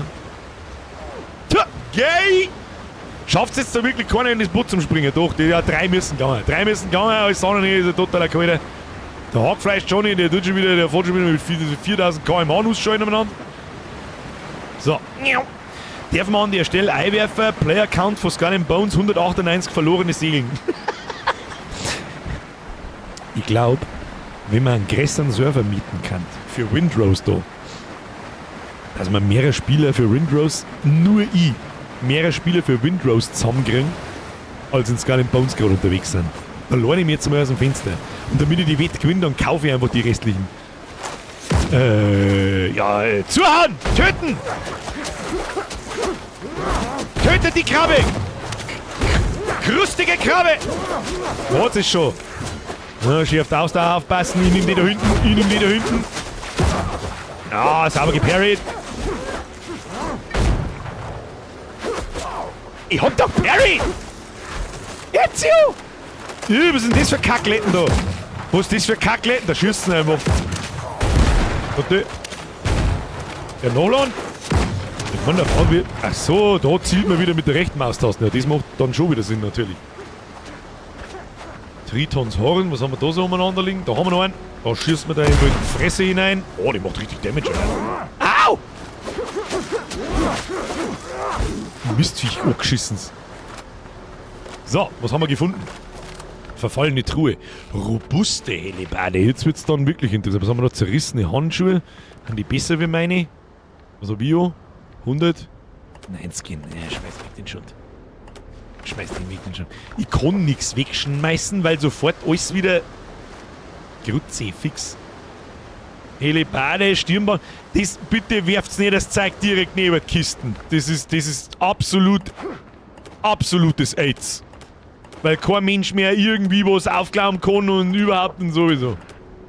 Und jetzt, wenn ich nämlich da hingehe, dann habe ich die ganze Scheiße im Inventar. Nehmen wir das mit und dann müsste es eigentlich passen. Haben wir alles? Jawohl. So, wo geht's jetzt weiter? Ja, da schaut es jetzt nicht so aus, als dass es noch weitergeht. Jetzt holen wir uns das Fragezeichen da noch. Links um. Im Nordwesten und dann zurück zu dem gelben Ding. Oh, das Erdnussbrotmann ist gestorben. Na ja, gut. Dann auf. Heilt euch! Ich muss mich selber mal heilen, weil sonst bin ich wieder hier 3 Stunden lang. Warte, welche Richtung müssen wir? Die Richtung. Entschuldigung, Richtungsfehler. Mir nach! Was ist das für Blume? Was ist das für Blume? Nebelorchidee, die nehmen wir mal mit. Wichtige Entdeckung, Nebelorchidee. Freilich nehmen wir die mit. Das ist klar. Du, das ist klar. Wir haben alle ziemlich wütende Piratenhüte, das gefällt mir gut. Hoppala. Oh, haben wir da jetzt wirklich eine Instanz mit Piraten drin?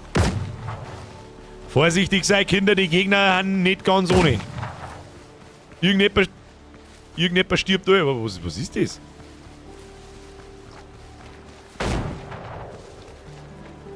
Ah, da ist der Eingang. Ich habe den Eingang gefunden.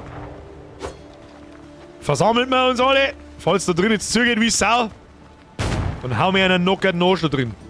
Harald ist schon drin, ich gehe rein. Schauen wir mal, was los ist. Habt ihr heute eigentlich schon mal auf den Like-Button drauf gesmasht, meine Damen und Herren? Und vielleicht an alle neuen Zuschauer habe die Ehre, ich bin's, der Birger. Ich stream jeden Montag und Mittwoch um 20 Uhr quer durch das Beet hinein, querfeld Beet und so ein Scheißdreck. Lasst mir ein Abo da und einen Like-Button smashen. Wenn nicht, dann schleicht ihr, du Trottel. So, nein, Höhle nicht verlassen. Was ist jetzt hier los? Was ist hier los? Was haben wir da? Oh, hier, Kiste, rein und rechts. Aber ich hab irgendwie schlechtes Bandagen, haben wir schon einen Haufen. Das schmeiß ich jetzt weg. Ich weiß schon, ich hab gerade gesagt, nicht neben der Kiste wegschmeißen, aber das ist jetzt einfach so passiert. Entschuldigung, tschüss. Ich bin der Captain, ich darf das. Klar soweit. Was haben wir da noch? Notizen eines Offiziers und nochmal Piaster. Für was man Piaster braucht, weiß ich noch nicht, aber ich denke, wir werden es rausfinden. So, und irgendwo haben wir noch eine dritte Kiste, glaube ich. Haben wir noch eine dritte Kiste irgendwo? Hallo, hallo? Gibt es eigentlich sowas wie eine Fackel? Das habe ich letztes Mal, glaube ich, schon gefragt. Irgendwo geht nur eine Kiste. Hab zerrissene Handschuhe. Ich mag keine zerrissene Handschuhe! Jetzt, warte mal. Oh, müssen wir uns vielleicht irgendwo durchgraben? Ja! Jetzt. Oh, da ist ein Boss! Schießt ihm ins Gesicht! Schießt ihm ins Gesicht! Ja! Feuer! Ja! In einer Reihe aufstellen! Nein, nicht sterben! Oh, die Hand wird... Ja, Leute, die Hand wird wirklich dick! Blocken, blocken, blocken, blocken, blocken! Nein! Wir sollen ja wohl, aber der Captain läuft immer als erstes rein. Ach du Scheiße! Ach du Scheiße, wo müssen wir jetzt da hin? Einfach in den Süden runterlaufen. Können wir da hinlaufen? Ich werde es probieren. Schau mal, fuck! Oh ja, doof, Entschuldigung, hab ich vergessen, ist ja klar. Die halten vielleicht ganz schön was. Also da wenn man nicht so gut zu 10 da drin steht, ist natürlich auch immer ein wenig gefährlich, weil es die blockst wie ein Vollidiot. Gegenseitig und ja, hat man ja jetzt schon gesehen. Aber da meine ich, werden noch ein paar mehr Leute sterben. Der Playhead ist auch gestorben. Na ja, gut. Hab ich schon gesehen, beim nächsten Ausflug, nächstes Mal, brauchen wir definitiv eine bessere Rüstung. Bringt das richtig was? Die Bosse sind schwer. Ja, alle Viecher sind schwer in dem Spiel. Aber leider Gottes halt aus dem Grund, weil es einfach du nichts aushältst. So, hier Boot. Ich bodelt uns, Playhead. Ich bodelt uns. Ist sonst irgendjemand da? Nein. Ich bodelt uns. Haben wir mir da hinten keine Zeit nicht aufgestellt zum Respawning, gell? Das soll vielleicht Regel Nummer 1 ab sofort ein Respawn-Zelt vor der Instanz aufstellen. Das ist so eine Idee jetzt gewesen. Und ich frage mich, wie ich das allein alles gemacht habe, Alter, ich habe teilweise echt geschrien. Das kann ich mir schon vorstellen. Aber aus dem Grund, weil es auch ein bisschen unfair ist. Das ist jetzt nicht das krasseste Game Design. Eine Schnellreiseglocke haben wir freigeschaltet. Da schon, ja. Tagebuch haben wir auch. Ich habe ein Schiff gefunden, es ist noch ganz, auch wenn es ein bisschen ramponiert ist. Jetzt muss ich nur noch 100 Holz, 20 Nägel, 20 Stück groben Stoff und 10 Seile besorgen. Und vielleicht kann dieses kleine Schmuckstück wieder die Meere befahren. Wo repariere das Schiff? Was für Schiff? Was für Schiff gehört da repariert? Zelt in der Hose? Ich kann in meinem Hosendeal respawnen, wenn du magst. So, sind wir gleich wieder toten. Da hätten wir jetzt alle eine schöne Musketenreihe bilden und dann nacheinander schießen, weil bei jedem Schuss sind 4 kurz gestaggert. Also boom, boom, boom. Dass der am nettesten da ist und wieder rein. Habt ihr da drin wahrscheinlich schon aufgeräumt, nehme ich mal an? Oder ist jetzt einer da noch am anderen da drin verreckt? Hoppala, falsche Richtung, ist das Pony verkehrt rum. Hier. Sagt man auch, von wem das ist? Ich mach das jetzt einfach auf, ich weiß nicht, wem es gehört. Ah ja, das schaut nach meinem Zeug aus. Ja, doch. Doch. Ohne ein schlechtes Gewissen zu haben. Fressen wir mal das, fressen wir mal das. Das nehmen wir noch mit. Und dann passt es. So, ihr habt schon aufgeräumt, jawohl. Ja, das Solo machen ist halt schon zack. Ist aber halt auch ein bisschen unfair. Oh, schön, was haben wir da gefunden? Ein altes Skelett, aber was hat denn der alles dabei? Grütze, 46 Kokosnüsse, wir brauchen 46 Kokosnüsse. Die Perle brauche ich auch nicht. Gib mir das. Steinspitzhacke brauche ich auch nicht. So, das habe ich schon. Grausamkeits- und Rückreise. Rückreise-Elixier. Bandagenwürfe hin, wenn die jemand braucht. Easy going. Was haben wir da noch? Steinspitzhacke, nicht genügend. Die anderen halten sich wenigstens an die Regeln. Nicht um die Kiste rundherum Scheiße platzieren. Dann passt's auch. Was ist das da? Ist das Geröll? Ist das Geröll? Kann man sich da durchhauen? Nö. Ja gut, ich hoffe, jeder hat das Ding. Das Klump von da herin. Dann gehen wir wieder, weil es nicht hilft. Du solltest dir die Taschen daheim craften für dein Inventory. Das ist absolut richtig, ja. 46 Kokosnüsse. Die Prophezeiungen aus dem Mathebuch der Grundschule waren wahr! Der Captain Schlecks-Gschwerler hat 46 Kokosnüsse. Er versenkt 2 von seinen Schiffen und haut am Fischhier einen knockerten Arsch. Wie viel hat er dann noch? So, jetzt muss ich mir selber schnell schauen. Was müssen wir jetzt noch tun? Ich brauche ein größeres Boot. Repariere dein Schiff. Was ist das da? Lagerfeuer. Sonst gibt es da nichts mehr zum Tor. Sagt dem Anführer der Bukaniere, dass seine Leute tot sind. Wo soll denn das sein? Oh, da müssen wir weit. Oder? Das ist schon gescheit. Oh, das ist zack weit. Das ist wirklich zack weit. Das schaffen wir heute nicht mehr. Das machen wir dann beim nächsten Mal. Aber jetzt gehen wir mal da zurück aus und schauen wir, was wir für das Schiff brauchen. Vielleicht kriegen wir das noch schnell fit, wenn es nicht fair ist. Befreie weitere Seeleute. Die haben da oben alle. Ach, das ist eine Folgequest. Ja, gut. Ja, dann hilft's nicht. Reparier jetzt das Schiff. Ja, wir arbeiten dran. Okay. Crew, zurück zum gelben Marker. Wir reparieren das Schiff so schnell und so gut wie wir können, wenn das große Schiff ist. Dass wir da halt uns da auf alle Fälle noch einen Screenshot drin machen können. Das war halt. Der nächste Step geht flott. Es passt. Da schon her, Lea hat eine Ahnung. Wo geht's denn überhaupt hin? Da geht's hin. Ich finde das so lustig, dass mir jeder Pfeil gerade einfach nachläuft. Warum auch nicht? Warum auch nicht? Da liegen noch ein paar Tote umeinander, die brauchen wir nicht. Nehmt einen Loot mit, den wir brauchen können. Her mit dem Boot. Und schon bodel ich die 1. 3 Leute an Bord jeweils. Ich fahre noch ein wenig zurück aus. Also der Joachim noch mit und der Harald, der passt auch noch einer, wenn es pressiert. Nicht so 100%ig, dann steigst du beim anderen ein. So, ab dafür. Ab zum Boot. Haben wir in die richtige Richtung, ja, ein bisschen rechts halten. Bisschen Steuerbord. Hackfleisch, Johnny. Etwas Steuerbord. Ein Teil der Truppe könnte die Matrosen befreien. Heute nicht mehr. Heute nicht mehr, dafür ist schon spät. Aber wir werden jetzt das Schiff da zusammennageln. Das sagt er, ich mag wissen, wie es ausschaut. Da muss man damit ansteigen können. So, wir landen. Wir töten erstmal die zwei Ertrunkenen da. Sonst kriege ich noch nämlich ein Vögelchen. Ich glaube, dass ich ihm einfach ins Gesicht einschieße. So, hier. Dann laden wir mal gemütlich nach. Dann schieße ich den nochmal ins Gesicht ein. Haben wir es schon. Gut, der Like-Dealer regelt das. Warte, ich schieße. Nein! Like-Dealer, nein! Lasst den Like-Dealer sein Zeug sitzen. So, jetzt die scheiß Mistviecher über den Haufen. So ist gut. So ist gut. Wunderbar. So, soll das unser Boot sein quasi? Sehe ich das richtig? Keine freien Inventarslots. Brauche ich nicht.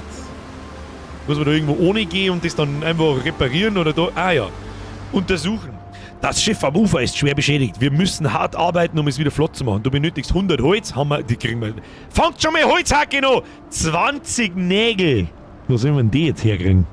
20 grober Stoff und 20 Seile. Ich glaube, die Nägel und die Seile haben das gröbste Problem. Hä?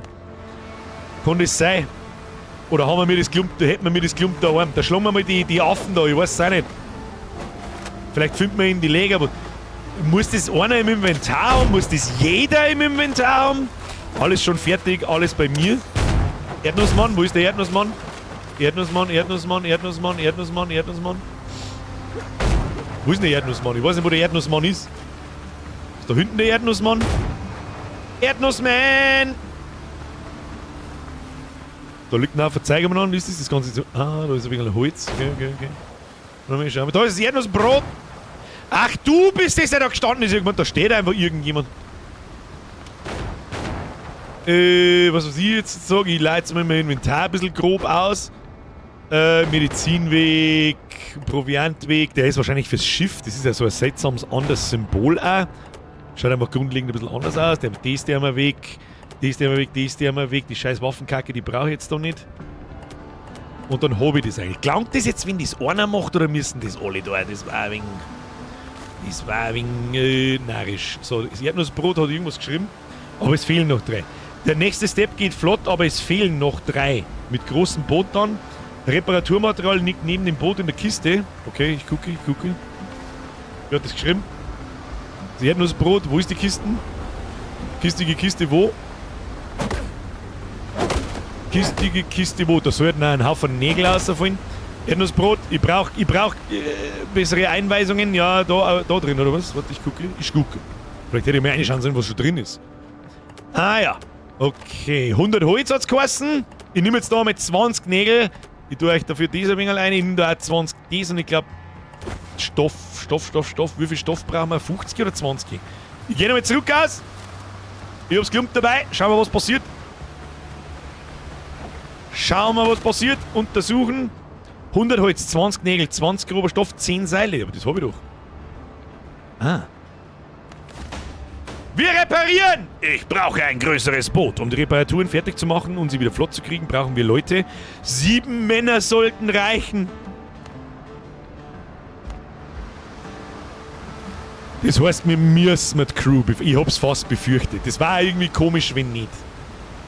Schade! We gonna need a bigger boat! Das ist jetzt fast ein wenig leer, aber es ist schon fucking 9:15. Ich tat wirklich jetzt gern nur locker eine Stunde weiter. Haut Bürgerin schlaft so um 10 Uhr, ey, und der kann ich nicht. Oder ich kann's ihr nicht antun. Es tut mir so leid. Der mir noch bis um... Lass mich mal schauen. Ah, die haben so meilenweit weg. Die haben noch mal so weit weg, wie wir jetzt schon umeinander gegangen sind. Und dann müssen wir wieder da, aber das schaffen wir erst beim nächsten Mal. Das kannst du dann offscreen. Nein, unser Progress, den machen wir schon miteinander. Ich kannte, das war jetzt nicht so schlimm, das stimmt, aber das machen wir schon miteinander. Das soll ja alles nachvollziehbar sein. Aber, Leute, jetzt hackelt's da rundherum einmal. Die ganze Scheiße, die da umeinander liegt, hackelt sie zu Schrott, nehmt's mit, was mitnehmen könnt, ab in die Boote, ab in unser Lager. Und dann schauen wir, wie es da ausschaut. Da haben wir ein bisschen einen Plan schmieden, was wir beim nächsten Mal tun. Und ja, dann haben die 2 Stunden schon wieder vorbei. Nächstes Mal mich verarschen. Ich hab doch Schnellreiseglocken, dann kannst du porten. Können wir die schon bauen? Wie funktioniert denn das? Ich weiß ja nicht mehr, wie das funktioniert. Jeder redet von irgendwelchen Glocken. Ist ja kein Problem, Captain. Ja, das ist schon ein Problem. Das hab ich jetzt wissen müssen. Ich sag's, was es ist. Aber ich schau mir ja auch nichts an zum Spiel. Ich möchte es ja selber erleben. Wenn man so will. Kann man das da zusammen? Ja, ich finde halt auch so geil. Es wird einfach bedingungslos getan. Ich stehe da, denke, mein Behindertenhirn denkt sich schnell irgendeine Beschäftigungsaufgabe auf für die Leute. Sie wuseln alle 10 los und prügeln rundherum alles zu Scheiße und sammeln's ein. Ob's Sinn macht oder nicht, ist einer scheißegal. Ich liebe es. Okay, das schaut gut aus. Da liegt nicht mehr der Teufel umeinander. Crew! Wir gehen zurück zu den Booten, zurück in unser Lager. Den Rest müssen wir leider beim nächsten Mal erledigen, da waren wir zu langsam.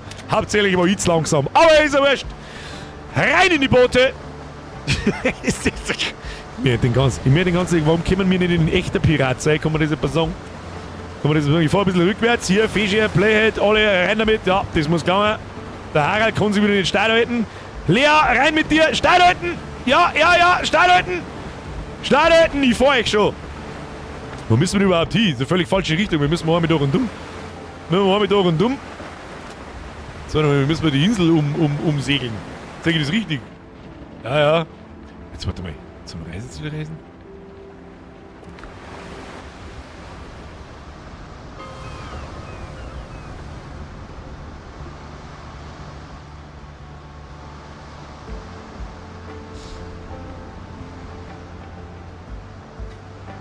Das ist ja eine Spielmechanik, die muss ja mir mal jemand erklären. Jetzt habe ich es gerade selber herausgefunden, wie es funktioniert. Man muss die Glocken einfach irgendwo hinbauen und dann kann man per Klick darüber. Okay. Ich habe gemeint, man braucht in seinem Inventar irgendwie Glocken als Item oder so. Und dann kann man eben zu den Lagerfeuer teleportieren oder so. It is what it is. Was, alle über Bord? Ist irgendjemand über Bord gegangen? Leute, das habe ich nicht gewusst. Das tut mir leid. Benutzt die Schnellreise. Es ist in Ordnung. Jetzt habe ich es verstanden. Das ist okay. Okay, dann machen wir Folgendes aus. Die Rückreise ist erlaubt. Und wenn man schon mal auf der Insel war, ich meine, gut, das ist das Konzept der Schnellreise. Was laber ich für eine Scheiße? Es ist erlaubt. Sobald wir mal eine Insel erkundet haben und da eine Glocke aufzumachen, ja, das spart einen Haufen Zeit. Das Schifffahren ist cool und so und gehört dazu, zur Immersion und keine Ahnung was. Aber damit wir ein wenig Zeit sparen und ein bisschen besser vorwärts kommen, was das eben ist. So, dann würde ich sagen, setzen wir uns an den Schau, unser Bude an! Das ist zwar nur ein bisschen ein sehr narischer Klotz. Es kann sein, dass ich vielleicht offstream da selber mal ein bisschen umeinander baue. Einfach zur Gaudi. Schauen wir im 2. Stock um, da war ich noch gar nicht. Schau dir das an! Wir haben Betten und Zeug und Klump. Ich liebe es. Oh, ist das die Kajüte, die ich vermute, die es ist? Schifffahren ist nur cool, wenn es größer ist, weil wegen der Muse. Auf das hätte ich ja gehofft. Dass wir noch Sea Shanties haben. Die haben wir halt dann beim nächsten Mal. Da schlafen die 10 Piraten. Also pass auf, muss ich nachzählen. 1, 2, 3, 4, 5, 6, 7, 8, 9 und eine Piratenkajüte.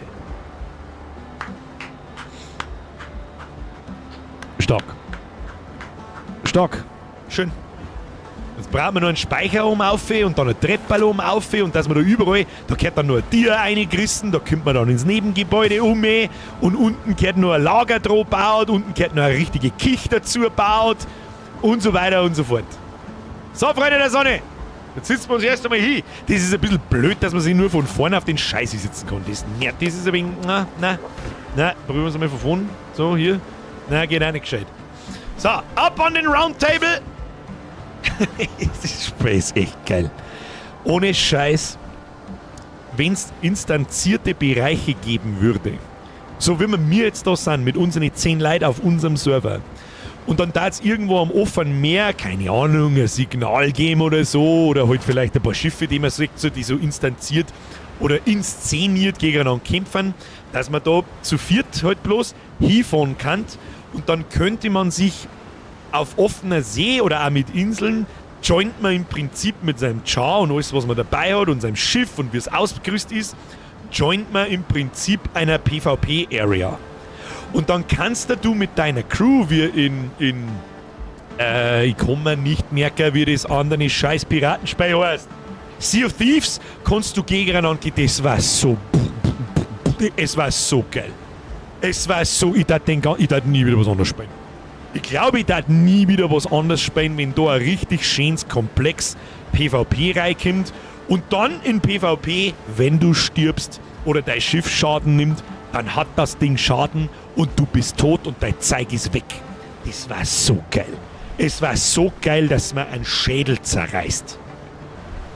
Aber wer weiß, wo die Reise noch hingeht. Die haben über 200.000 Spieler, wer weiß.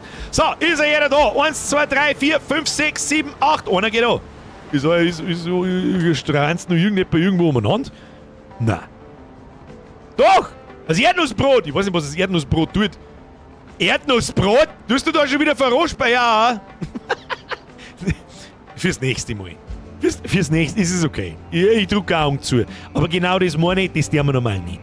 Das tun wir normal nicht. Ich mag ja, die Reise soll ja nachvollziehbar sein, auch für alle, die zuschauen und so weiter. Einfach hinporten und dann die Punkte ablaufen, das ist ja langweilig. Ja, langweilig. Ja, langweilig.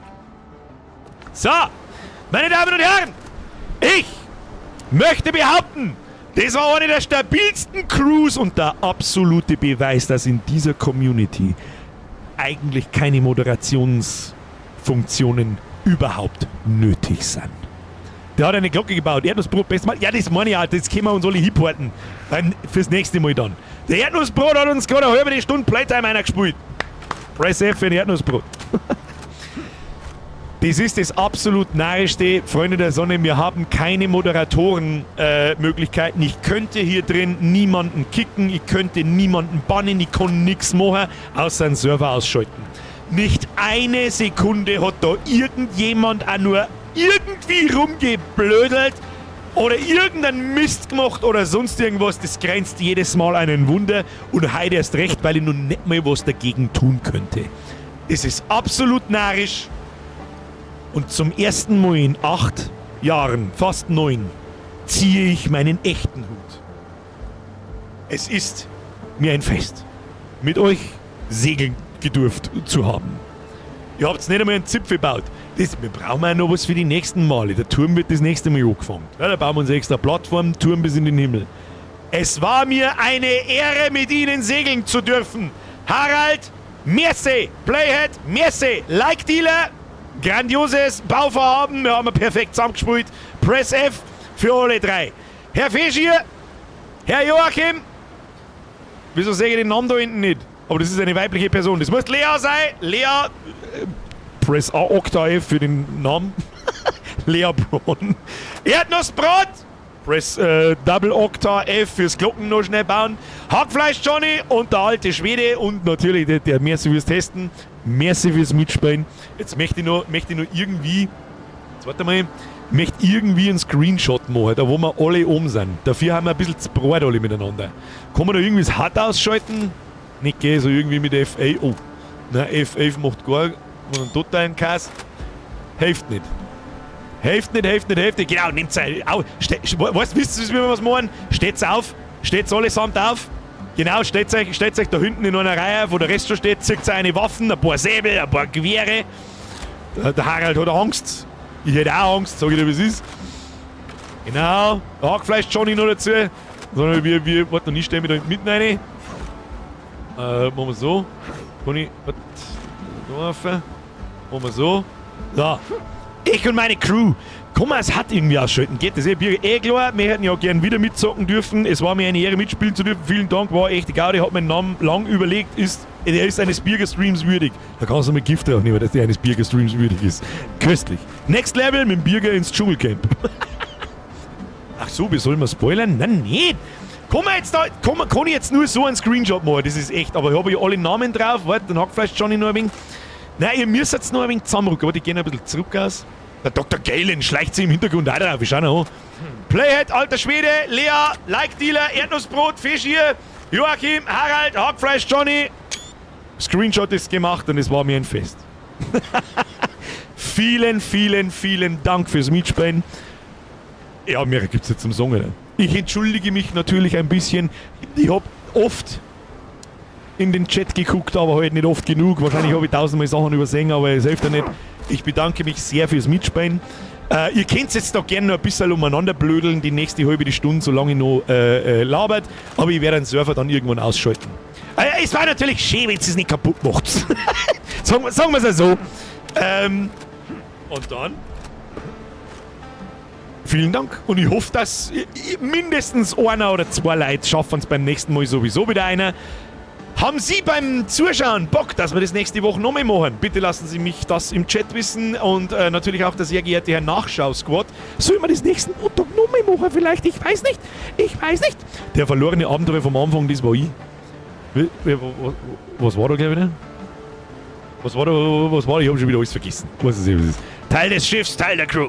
Noch haben wir kein Schiff, aber das holen wir uns nächsten Montag.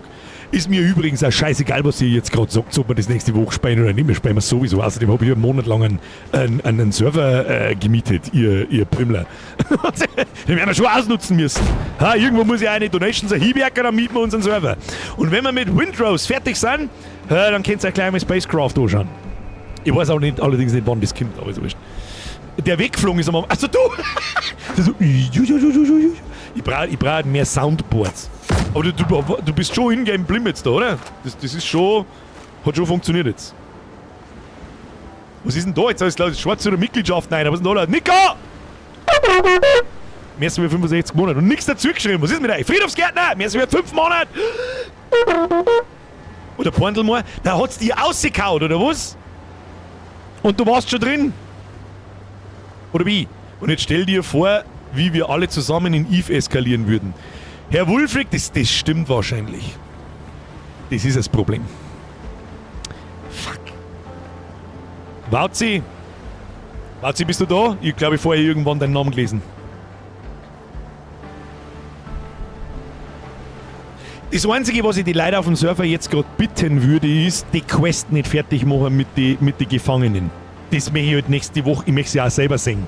Ich kann mir es zwar grob vorstellen, wie es ausschaut und wie es abläuft und so weiter und so fort, aber trotzdem, weißt du schon, da überspringen wir jetzt 2 Progress, das mag ich nicht. Wo kann man eigentlich Mitgliedschaft verlängern? Also wo ist der Button? Herr Zangelbub, da müssen die jetzt liegen. Ich hoffe, ihr seid kein Schmarrn. An alle anderen Mitglieder, die schon lange Mitglied sind, wenn ich jetzt einen Kasi erzähle, ich meine, ich weiß ja nicht, ich bin von mir selber kein Mitglied und ich bin woanders auch nirgendwo Mitglied, das macht's automatisch.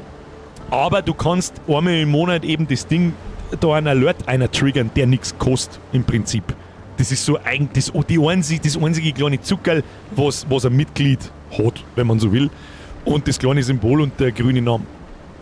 Und ich denke, wenn es verlängern, tut es sich automatisch, aber ich weiß natürlich nicht, wie man es retriggert. Ich finde seit 67 Monaten den Button zum Kündigen nicht. So, Borndelmoor war wohl eine Überschneidung, weil ich im Tutorial drin war. Herr Borndelmoor, geh mal ins Discord rein, oder nicht ihr seid, du bist wahrscheinlich drin, sonst setzt das Passwort gar nicht. Hast du jetzt heute mitgespielt oder nicht?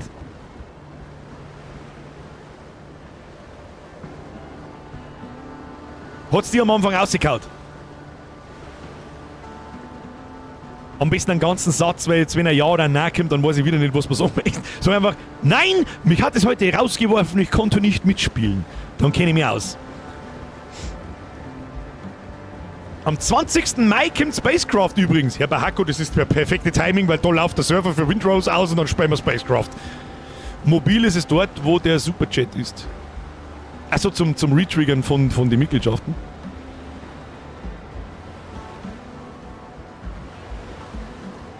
Merci an den Jamie für sein Abo. Nein, mich hatte es. Ja, aber nein. Nein, mich hatte es. Ja, aber nein. Nein, mich hatte es heute rausgeworfen. Ich konnte nicht mitspielen. Danke, Herr Borndelgrammer. Herr Borndelmoor, folgendes. Du schreibst mir im Laufe der Woche oder am besten am Wochenende oder am allerbesten nächsten Montag um spät Nachmittag irgendwann, wenn du kannst, spätestens bis 19 Uhr, markier mich im Discord und schreib, Servus, da ist der Bandelmeier, mir hat's letzte Woche rausgehauen, ich bin davon geflogen. Und dann kriegst du einen Platz beim nächsten Mal. Ist das ein Deal? Ist das okay? Wenn jetzt halt 18 andere nicht daherkommen, ja, ich war auch drin und ich bin auch kurz so vorbeigeflogen, so. Nein. Nein. Bandelmeier. Sonst niemand, okay? Spacecraft schon zweite Colo. Eine spezielle Demo, die habe ich noch nicht einmal gespielt. Ich mag mich nicht absperren, bevor es Spiel rauskommt. Mehr Slots habe ich vorher auch schon überlegt. Es daten weil mehr Slots geht. Ich glaube, ich kann den Server auf 100 Slots auftragen. Aber irgendwann sagt der Server halt auch mal auf Wiederschauen. Und ein paar Lags waren heute schon drin, brauchen wir nicht schmerzen. Vielleicht daten noch 2 WG, 15 vielleicht gerade noch, aber ich glaube, dass es dann happig wird. Das Spiel ist halt auch null optimiert.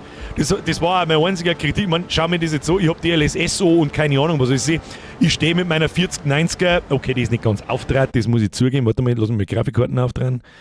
Lass mich schon mal die Grafikkarte aufdrehen.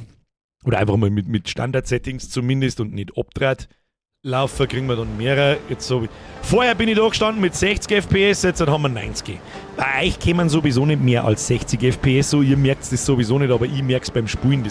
Aber es war jetzt auch nicht schlimm, das war absolut in Ordnung. Das glaube ich ist nur da herin so schlimm, weil die ganzen Lichtquellen, 25.000 Lichtquellen und keine Ahnung was ist. Schau hier, was wir jetzt haben, hier Fackeln mit Ständer. Ständer! Und wenn ich rausgehe und da in die Ferne schaue, dann habe ich wieder 140 Anschlag. Es ist halt einfach nicht so geil optimiert. Aber es ist absolut spielbar. Hey, ganz ehrlich, das Spiel ist noch nicht einmal für Multiplayer so richtig ausgelegt. Es gibt noch nicht einmal eine Möglichkeit, jemanden zum Kicken. Es gibt noch nicht einmal einen Ingame-Chat. Nichts davon. Und habe ich heute irgendwelche größeren Bugs und Probleme mitgekriegt? Null. Spieltechnisch. Aber es feiert halt das rundrum, ja, dass wenn ich jetzt da zum Beispiel auf Escape gehe, dass ich irgendwo eine Liste mit den Namen habe, ich als Admin sagen kann, hey, du bist der Trottel, geh weg. Oder halt wie in jedem anderen Spiel, ich drücke auf T oder auf Enter und hab da zumindest einen Chat. Und eigentlich gehört ein realistischer Ingame-Voice gehört auch da mit dazu, dass man sich so 10, 15 Meter weit hören kann, zum Beispiel. Weißt du, wie man? Ja. Tagebuch, die Crew retten, das haben wir alles gemacht. Bibliothek, Notiz des Reisenden, unscharfe Skizzen der Insel. Okay, was haben wir da noch? Tagebuch, ruhmreiche Jäger. Ja genau, das müssen wir beim nächsten Mal dann mal. Da haben wir einen Haufen Zeug. Grandioses Spiel und ich kann nur verstehen, warum das am ersten Wochenende über 200.000 Spiele hat. Obwohl es noch nicht einmal, ja im Ansatz kann man nicht sagen, aber obwohl es noch lang nicht fertig ist. Noch lang nicht. Grandiose Leistung, Respekt ans Entwicklerteam. Ich hoffe, das Entwicklerteam kriegt jetzt keinen Schlaganfall und überstürzt irgendwas, weil die haben auch overwhelmed von über 200.000 Leuten und über 1 Million verkaufte Exemplare. Ich wünsche ihnen nur das Beste. Geile Nummer. Geile Nummer und das Ding kostet nicht einmal 30 €. Dr. Galen, magst du vielleicht nicht so der Schrecker, Grütz in Allfeier. Da sitzen sie nochmal an, der alte Schwede frisst der Kokosnuss. Ihr könnt es noch umeinander zipfeln, solange ich schmerz, wie es schmeckt. Aber nicht wundern, später mache ich ein Dings aus. Der Bandelmeier hat reagiert, was ich gesagt habe. Ja, du schreibst mir spätestens einmal nächsten Montag, dann schicke ich dir einen Friend-Inf, du kriegst das Passwort vorab. Mit der Bitte natürlich, das nicht weiterzugeben, ist ja klar. Und dann soll es schon passen. Simato schreibt vor allem, das Souls-like hat mich angefixt, obwohl ich nicht so der Fan davon bin. Ich muss ganz ehrlich sagen, so Souls-like ist es auch nicht. Sagen wir uns, es ist einfach nur bockschwer. Aber es ist leider Gottes unfair schwer. Weil einfach die vier, du wirst zweimal gehauen und dann war's es. Das ist vielleicht in die Souls-Games auch so, das ist aber nicht, was Souls-Games auszeichnet. Sondern was Elden Ring oder Dark Souls oder solche Spiele auszeichnet ist, dass die eben nicht unfair sind. Die haben eben nicht unfair. Das ist, warum die so gut sind. Du brauchst puren Skill, damit du durchkommst. Und wenn du den nicht hast, dann stirbst. Du kannst aber in dem Spiel so viel Skill haben, wie du möchtest. Wenn da 5 Viecher auf die zukommen, die alle one-hitten, dann ist es halt bockschwer. Ich mag das auch, wenn Spiele ein bisschen anspruchsvoller sind. Aber ich finde, das kann nur ein bisschen strenger sein. Die Viecher nicht so viel Schaden machen lassen. Das kann ich sogar am Server, glaube ich, einstellen. Vielleicht manche die da auch einmal ein bisschen umeinander, damit es nicht ganz so unfair ist. Aber es ist schon von uns auch sau unfair. Wir rennen da zu 10 rein und rennen einfach drüber. Es ist auch nicht dafür ausgelegt. Es ist ausgelegt dafür, dass man zu viert ist maximal. Das Ding kriegt für mich, für das, was es sein will und für das, was es aktuell vor allem in dem Stadium sein will, eine glatte 10 von 10. Na, stimmt nicht, eine 9 von 10, sagen wir eine 8 von 10, weil also die Performance ist wirklich unterirdisch beschissen, da brauchen wir nicht schmerzen, das Spiel schaut gut aus, aber nicht so gut, dass ich mit meinem Rechner da mit 60 FPS drin stehe. Da halt man etwa hier, jetzt weiß ich mich auch, sonst gehst du gerade, Schaufel! Und schon schaufel ich die 1. Da haben wir zu 10 schon gerne nicht zusammengestoßen, das stimmt. Du kannst die Monster auch runterdrehen, der ist mir gerade eingefallen, währenddessen ich geredet habe. Und das ist übrigens auch sowas. In einem Souls-like gibt es in der Regel keine Schwierigkeitsstufen. Ich kann die Viecher alle so eintragen, also oberdran, dass die auf einen Schlag hin sind und so. Das ist auch nicht Sinn der Sache. Wir spielen alles auf normal, ganz normaler Schwierigkeitsgrad, so wie es der Entwickler wollte. Und so machen wir das. Meine Damen und Herren, das ist ein gutes Spiel für nicht mal 30 €. Das ist wirklich ein Witz. Das ist wirklich ein völliger Witz. Viel Spaß damit. Da habe ich auch kein schlechtes Gewissen nicht, damit, dass ich, wie soll ich sagen, dass ich da jetzt mehr oder weniger unbezahlt eigentlich Werbung dafür mache. Gut Spiel. Und mal schauen, was wir noch so alles finden. So Dekorationszeug, da macht auch das Base-Building macht auf einmal Spaß. Das habe ich schon so lange nicht mehr gemacht. Dass wir da in 2-3 Wochen, das spielen wir nächsten Montag, die nächsten 3 Montage ist so in meinem Kopf zumindest der Plan. Solange ihr Bock zum Zuschauen habt, spielen wir weiter. Und wenn in einem Monat dann Spacecraft kommt, dann wechselt man nahtlos Community-Zock von Windrose zu Spacecraft. Und da glaube ich, brauchen wir dann auch keinen Server nicht, wenn man nicht alles täuscht. Kriegen wir schon. So, Wauzi habe ich vorher geschrieben. Irgendjemand hat was mit Eve erzählt. Wulfric, wieso verzeihst du was von Eve? Hast du zufällig mit Eve angefangen? Basebuilding erinnert mich an Housing-Rotze. Jein. Das Housing im WoW ist ja, das hat nicht mit dem anderen nichts zu tun. Das Basebuilding in so Survival-Games wie jetzt da, ist ja ganz was anderes.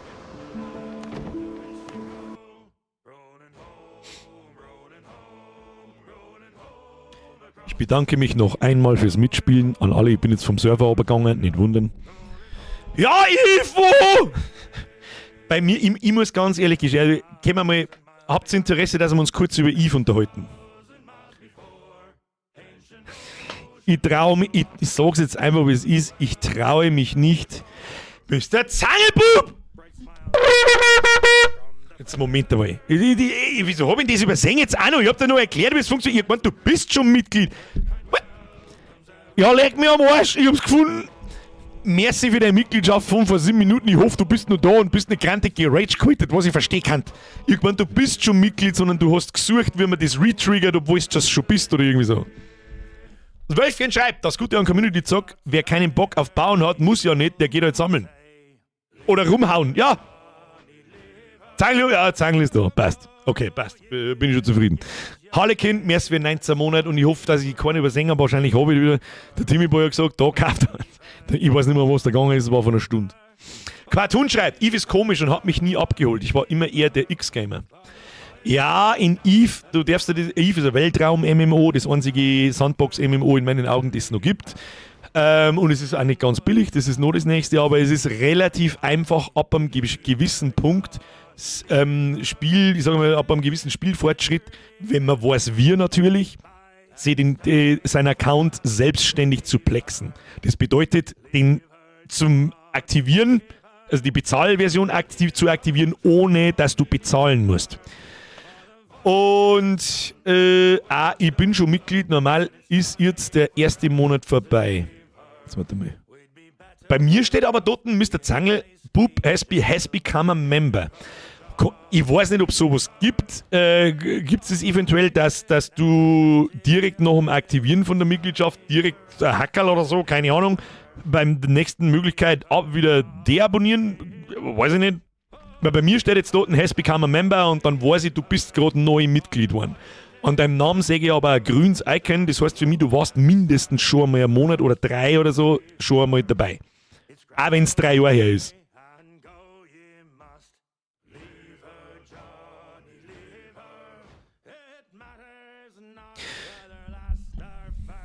So kannte man das jetzt zumindest erklären.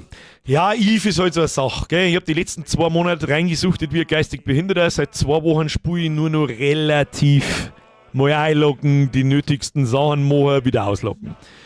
Weiß allerdings auch, dass in 3 Tagen ein neuer Event geht und da werde ich wahrscheinlich wieder ein bisschen öfter online sein und die letzten 2 Wochen habe ich immer wieder mal One-on-One PvP ausprobiert, habe nur auf die Fresse gekriegt, weil du immer gankt wirst, immer, du kriegst keine fairen One-on-Ones, das kannst du aus dem Kopf schlagen. Aber ich hätte jetzt schon Bock, einen Noob-Korb zum haben, die sich früher oder später in unser, vielleicht in unser Ali einordnen kann. Aber ich kann dann jetzt nicht, ich will jetzt in Eve streamen, Dad. Irgendwann. Ist ja scheißegal. Da müssen wir sowieso an einem Freitag streamen, weil auf 2 Stunden Eve, das kannst du knicken.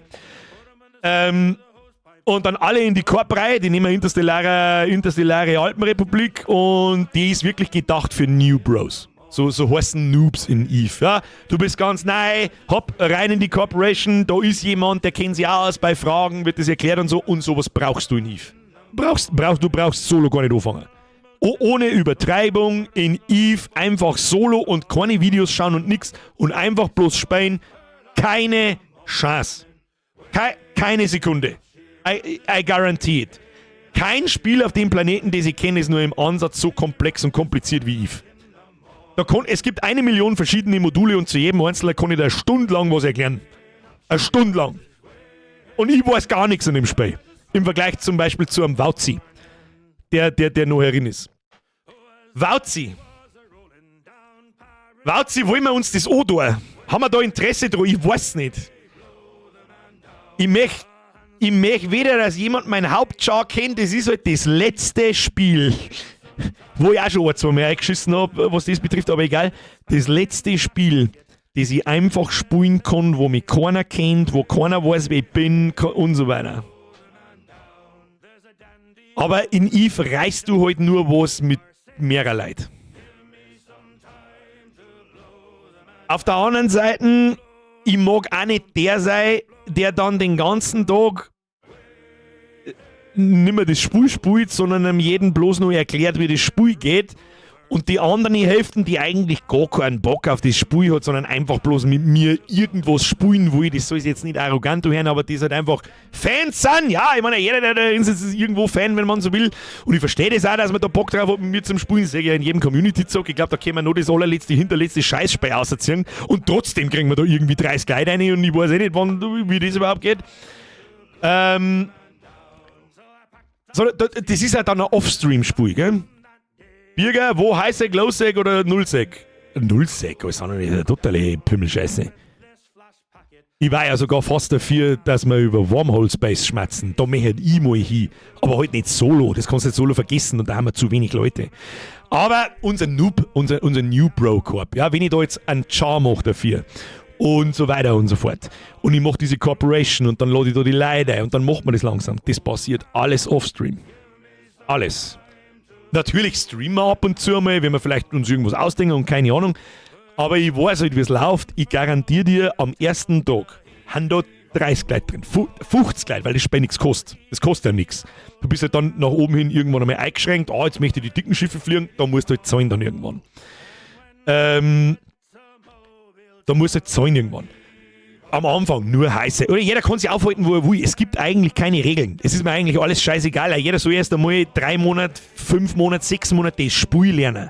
Und vorher braucht man eigentlich nicht weder ins Low-Sec noch ins Null-Sec. Seien wir uns ehrlich. Jeder, der Eve kennt, der weiß, nach 3 Monaten, du kannst schon ins Low-Sec fliegen oder ins Null-Sec.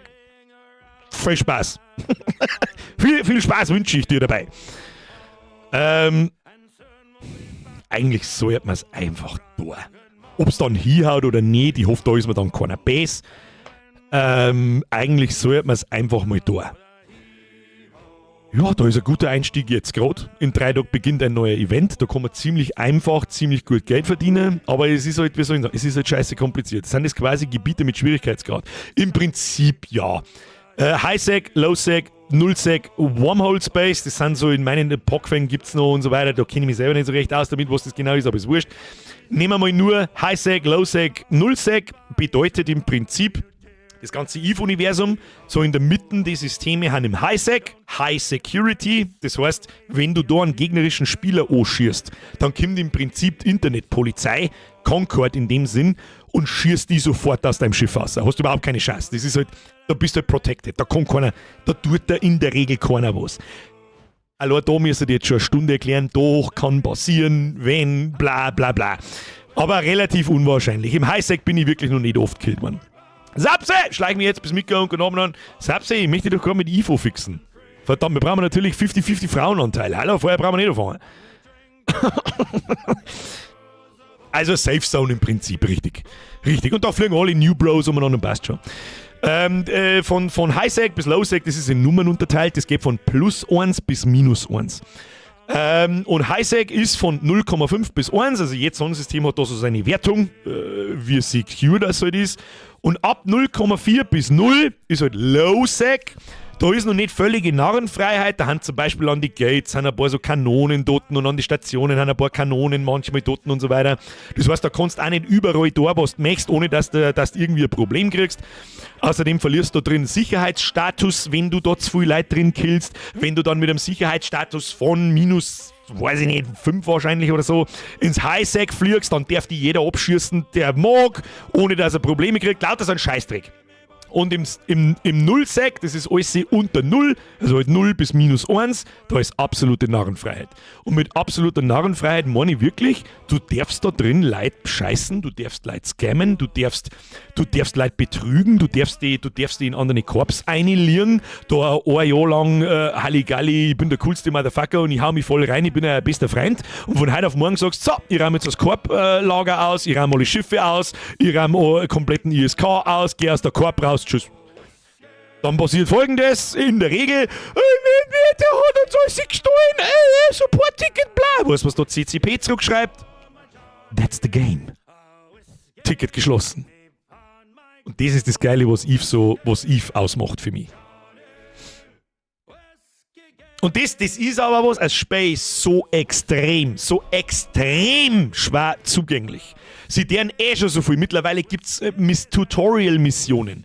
Und so ein Tutorial-KI-Dings, das da irgendwie so ein bisschen verzeiht, wie Sachen funktionieren und so. Mittlerweile, das gibt es noch nicht einmal lange, ich glaube, das gibt es erst seit ein paar Wochen. Das war vor kurzem erst der Patch. Eigene Startergebiete, wo New Bros drin sind und einfach mal jede Spielmechanik so ein bisschen ausprobieren können, ohne dass sie viel verlieren können und so weiter und so fort. Ja. Da geht's. War wahrscheinlich richtig lustig. Das ist wie Firma leiten. Ich sag das jetzt gleich schon, wie es ist. Eine Korp oder eine Allianz zu leiten, ist in dem Spiel wie eine Firma zu leiten. Du suchst da Leute ran, was der zieht gern, ja, viel PvP und so weiter und so fort. Ja, ihr müsst aber auch irgendwie Geld ran schaffen. Ne? Dann können wir uns ausdenken, wie viel Steuern werden zahlt in dieser Corporation bei uns. 10%, 15%. Das heißt, von allem, was du verdienst, gehen 10% an die Corporation. Dafür können wir uns zum Beispiel ein Reimbursement-System aufbauen. Das heißt, wenn wir mir irgendwelche PvP-Späße machen, kriegt jeder von der Corp ein Schiff gestellt, das kriegt er umsonst, dann fliegen wir los und wenn er stirbt, hat er nichts verloren. Sehe Geschichten nicht. Einfach machen wie bei Annex halt. Bei Annex ist ein bisschen was dabei. Annex ist jetzt nicht so viel einfach machen. Ja, eigentlich schon.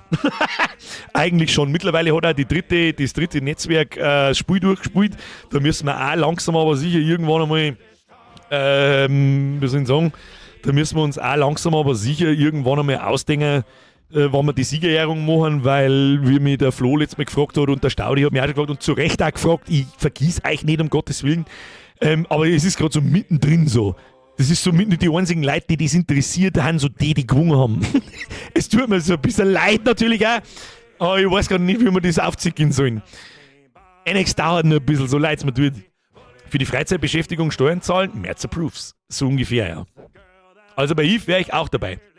Nicht überschlagen. Ich rate jedem. Das kennen wir ja jetzt noch mal. Mein ernsthafter Ratschlag. Ich liebe euch seit 2 Monaten mit dieser Idee. Und die kommt immer wieder, wenn ich dann da sitze und verzeihe euch ein bisschen was davon oder ich unterhalte mich mit dem Wauzi oder sonst irgendwas, dann ist die Idee ganz geil. Ich hätte schon Bock drauf. Aber ich habe halt keinen Bock drauf, mit einem scheiß Alpha-Account zum Spielen. Das ist halt das, weil ich das Spielen und mal halt schon durch habe, mehr oder weniger. Zumindest für meine Verhältnisse habe ich es durch und habe schon alles gesehen.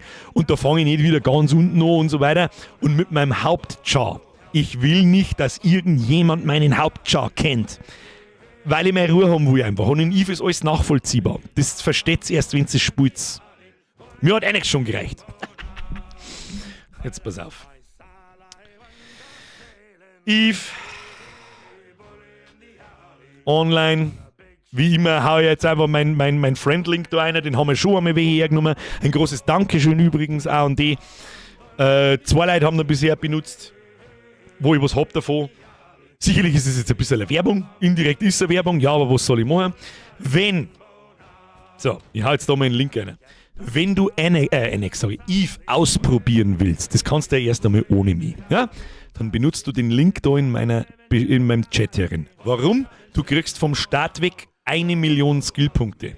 Das ist weit über 1 Monat Skillzeit. Ja?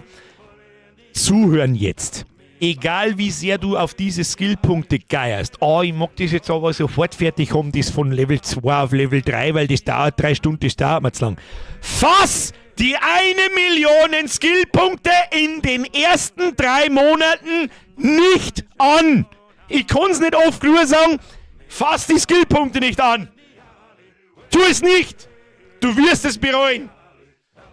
Trust me, du wirst es bereuen. Tu es nicht. Aber du kannst dich registrieren drüber, dann kriegst du die 1 Million Skillpunkte, die kannst du irgendwann frei verteilen in Skills und das machst du halt erst, wenn du ein bisschen Ahnung hast, bitte. Okay?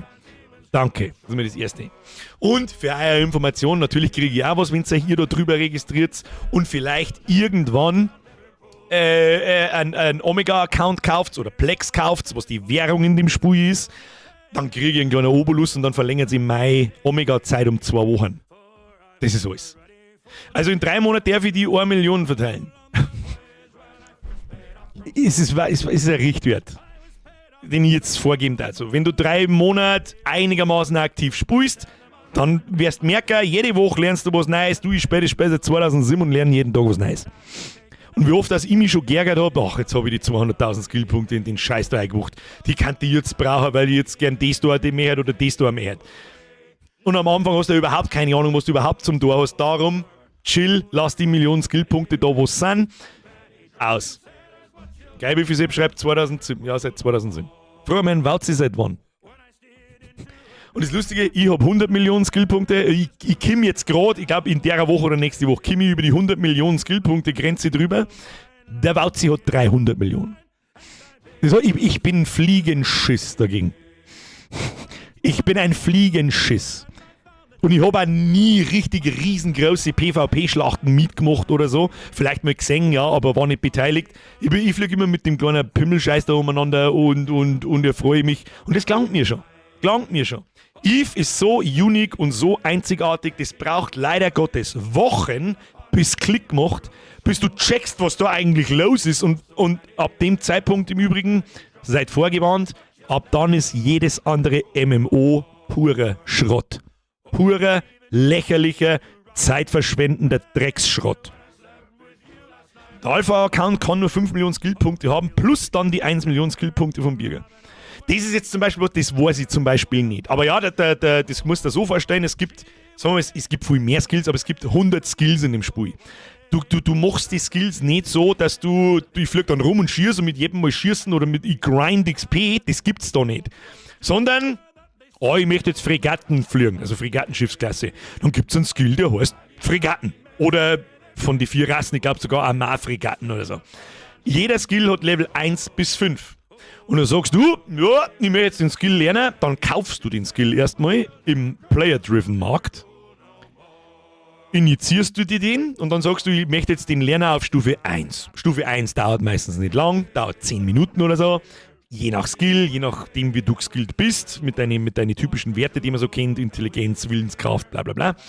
Und dann drückst du da drauf und dann steht da dort 10 Minuten. In 10 Minuten ist der Skill auf Level 1. Dann kannst du auslocken, wie ein Annex im Prinzip, dann kannst du auslocken, gehst scheißen oder schlafen oder was weiß ich. Und in 10 Minuten ist der Skill fertig, wenn es die morgen hinsitzt, ist der Skill auf Level 1. Und da baust du dir im Prinzip so Listen zusammen und das tut langsam, sicher Skill tut das dahin. So läuft das in Eve zum Beispiel. Annex-Sieger hier auch, Loki. Und natürlich, der Alpha-Account hat einfach nicht Zugriff, also der kostenlose Account, der nichts kostet, der hat nicht Zugriff auf alle Schiffe. Du kannst dich da nicht in einer Vagu einsitzen. Ha, du kannst dich nicht in einem Black Ops Battleship einsitzen und dann völlig eskalieren. Aber du kannst mit einem Alpha-Account fast alle Spielmechaniken erleben, aber halt in Chlor. Mit kleinen Schiffen, verlierst natürlich auch weniger, wenn du in kleinen Schiffen stirbst, das ist eh klar. Und Missionen und du kannst sogar PvP machen. Es gibt genügend Alpha-Accounts, die PvP machen und das wirklich auch funktioniert. Und wenn du dir selber einen Account mit dem Link machst, war er nicht ganz neu? Das ist eine gute Frage. Ich glaube, dass das CCP scheißegal ist, weil einer von den Accounts muss bezahlen, dass der andere was kriegt. Aber ja, du kannst natürlich mit dem zweiten Account, jeder Account kann übrigens 3 Charaktere gleichzeitig haben. Du kannst deinen Hauptaccount nehmen, gibst dir selber den Friend-Invite-Link, machst einen zweiten Account und wenn du für den Hauptaccount Omega-Zeit kaufst, also einen Monat Spielzeit kaufst, dann kriegt der andere Account 2 Wochen. Das müsste halt eigentlich gehen und ich weiß nicht, ob das verboten ist und mich würde es nicht wundern, wenn es nicht verboten ist. Sag ich, wie es ist. Machen wir einen Yves Alpenschmerz auf und rede ein bisschen über die Idee, mal schauen, wie er es Bock hat. Herr Darian, das ist eine gute Idee. Ich glaube, wir brauchen mindestens einen Thread im Gaming-Schmerz über Yves, intergalaktischer Alpenbund. Da hocken sich einmal alle ein. Auch gerne natürlich auch Leute, die schon lange spielen und nicht bei ihnen ein Korb bleiben wollen, sondern daher kommen wollen. Aber da sage ich extra mit Nachdruck. Ich mag natürlich, ich weiß nicht, wie ich es anders sagen soll mit Nachdruck, dass es verstanden wird. Ich habe halt keinen Bock, dass dann da in dem Channel, wir sind dann in einem Discord, in einem Extrigen und so weiter, wir müssen schmerzen, das kann ich nicht da schreien, da schießen wir lieber Kugel in den Kopf. Ich mag natürlich nicht, dass da dann, ich mag es eigentlich gar nicht sagen, weil es echt ein wenig hochnäsig klingt, aber ich weiß nicht, wie ich es anders formulieren soll. Ich habe natürlich keinen Bock, dass da dann bei Spiel kostet nicht, dann hocken da 100 Fanboys drin, die 2 Stunden spielen und dann haben sie wieder fort. Das mag ich auch nicht, weißt du, wie man. Deswegen muss halt immer irgendwas.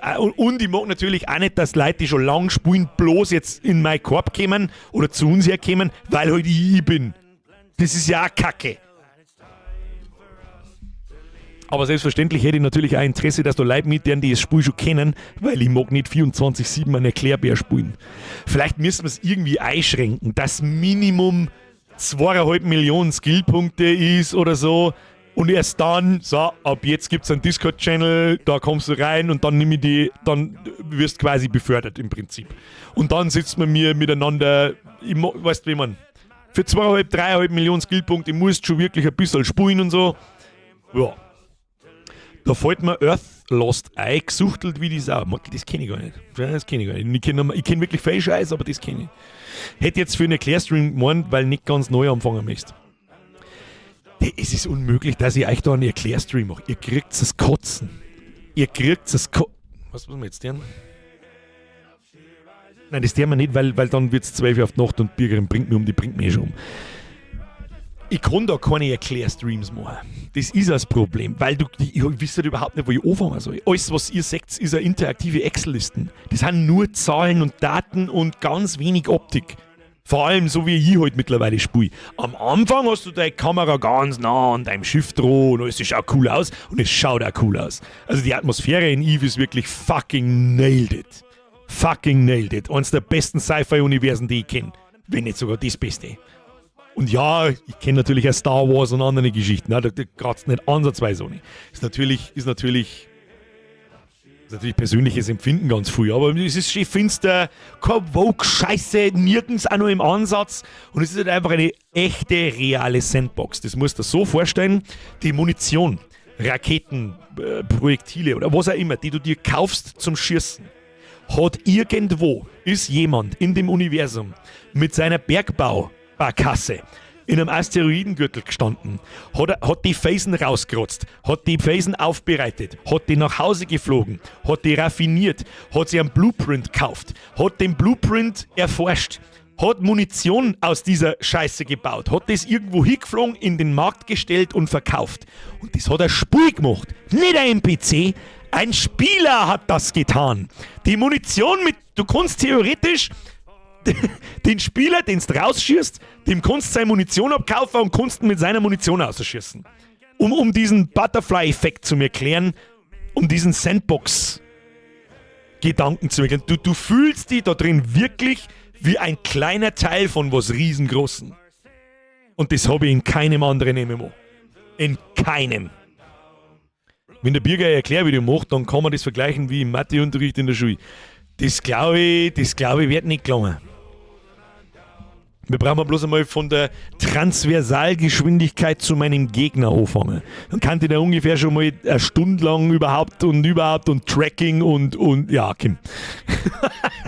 Und Gott schuf das Homeoffice und er sah, dass es gut war. Morgen wird Eve angeschaut. Oh, Mortal, have a great time. Ja, es kostet halt wirklich nichts. Aber, ja, es ist leider Gottes ein bisschen Pay to Win. Es ist, wenn du richtig viel Geld hast, sogar richtig viel Pay to Win. Ganz ehrlich, ist mir scheißegal. Dann sitzt da jemand mit seinem 2 Wochen alten Account, sitzt in einem Schiff drin, das ich noch nicht mal fliegen kann, obwohl ich seit 2007 spiele. Was glaubst du, wie lange das der lebt in dem Schiff, wenn er keine Ahnung vom Spiel hat? Herzlichen Glückwunsch, dann rotze ich dir aus deinem 100-Euro-Vagu raus, wichs mal einen und flieg nach Hause. Weil du keine Ahnung von Tracking, Positioning, von irgendwas hast. Mr. C... Wo kommt denn der jetzt her? Mr. C Fix, Grut C Fix. So, jetzt hat's mich auch erwischt. Zwar nicht so wie die letzte Zeit, aber ich hätte jetzt nicht gewusst, was ich den letzten Monat ohne die und deine alten Videos machen hätte sollen. Einfach nur mehr heilige Scheiße. Ich mag ja gar nicht wissen, was los ist. Ich finde krass. Ich finde immer krass, wenn mir jemand sowas schreibt. Es ist mir ein Fest. Niemand braucht sich da dafür bedanken. Ihr habt's mir vor ein paar Jahren aus einer Scheiße ausgezogen, über die ich nie geredet habe, aber das geht auch keinem was an. Das geht wirklich keinem was an. Das war ein ähnliches Level wie die letzten 3 Monate, sage ich, wie es ist. Und ihr habt's mir wieder aus dem Loch ausgezogen. Ich bin der Danke sagt. Ich bin das. Da muss man keinen 20er herwerfen. Jetzt fix. Ich nimm da natürlich trotzdem. Merci dir. Merci dir. Einen Schritt zurück, 2 nach vorn. Durchbeißen. Wenn's ich geschissen krieg bei der Scheiße, dann kriegst du auch geschissen. Und jeder andere auch. So sieht's aus. So. Jeden, der sich für Eve interessiert, joint auf alle Fälle mal bitteschön Discord. Das ist einmal das Allerwichtigste, weil ich denke, da werde ich die nächsten Tage einmal einen Thread aufmachen für Eve. Da kann dann auch jeder mal reinschreiben. Vielleicht kennt ihr euch da, wenn jetzt ich noch nicht richtig Teil davon bin, gleich. Ja, von Anfang an und keine Ahnung, ich unterhalte mich jetzt auch erst einmal mit dem Wauzi, was der so sagt. Die kann man auch nicht vorstellen, so ehrlich muss man auch sein. Ich kann mir auch nicht vorstellen, dass der unendlich viel Bock hat. Wir sollen sagen, alle 5 Minuten die absoluten Todes-New Bros jeden Scheiß 3 zu mir erklären.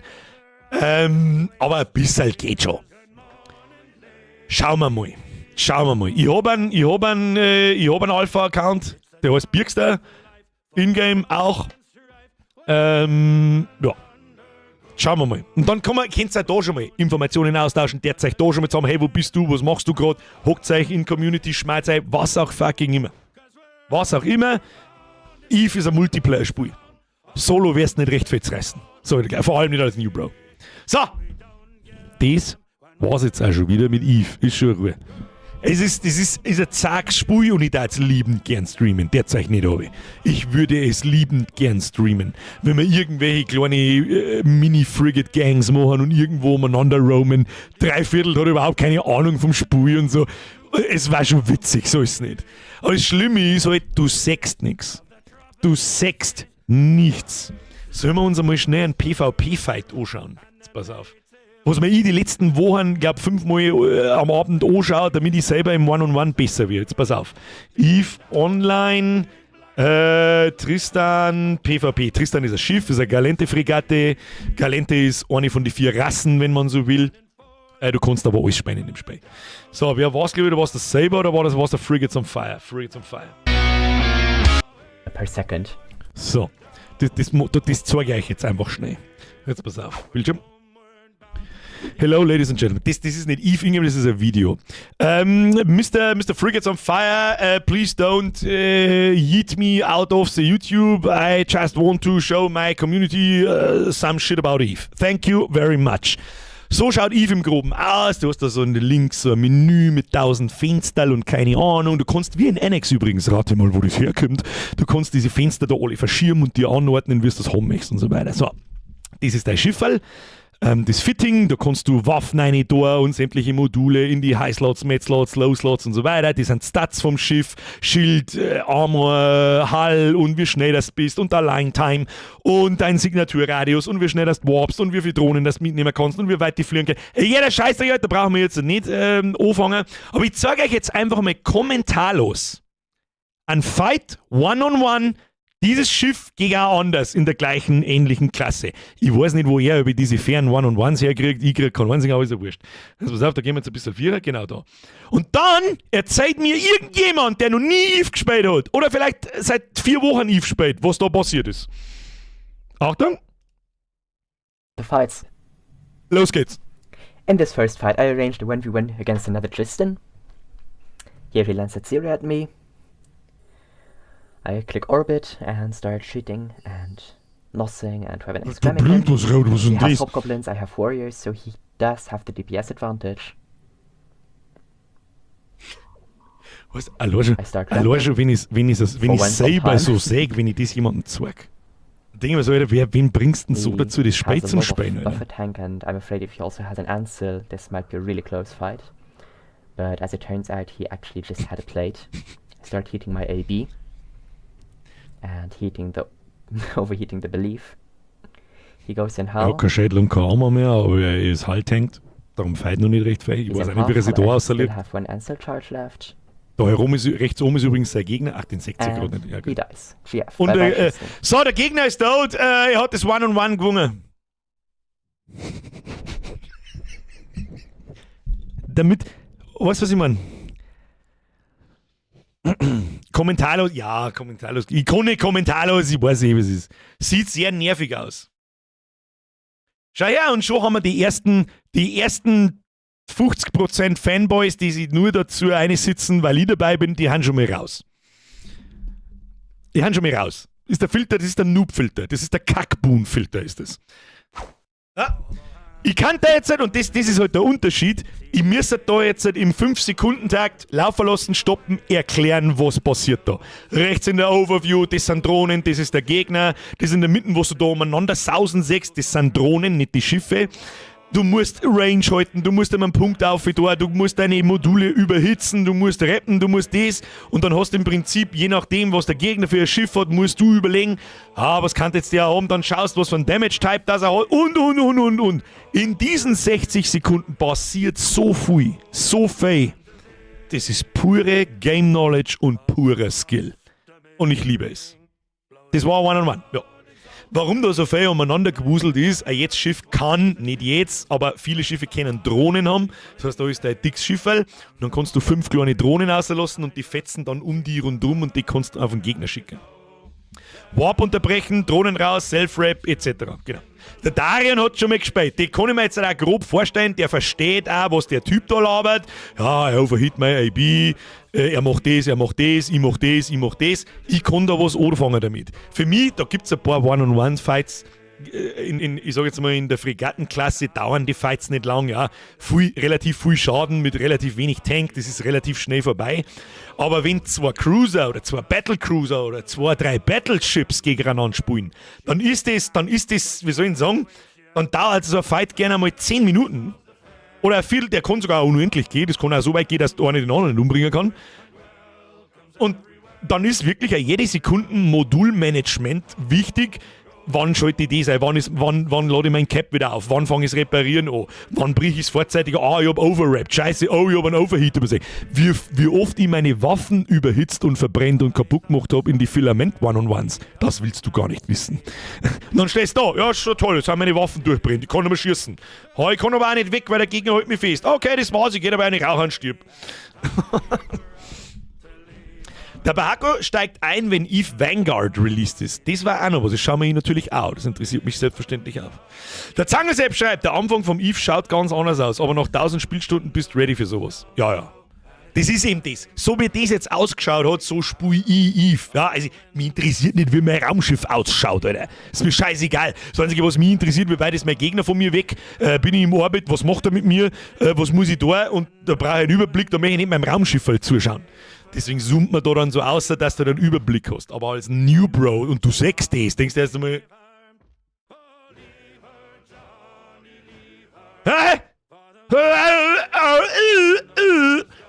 Und dann lässt es wieder.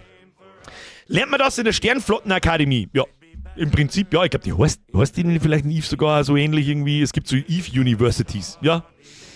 Ich steige nicht mehr, ne? Nachführung, das Zauberwort, habe ich lange auch nicht gecheckt und ist eigentlich aber super simpel.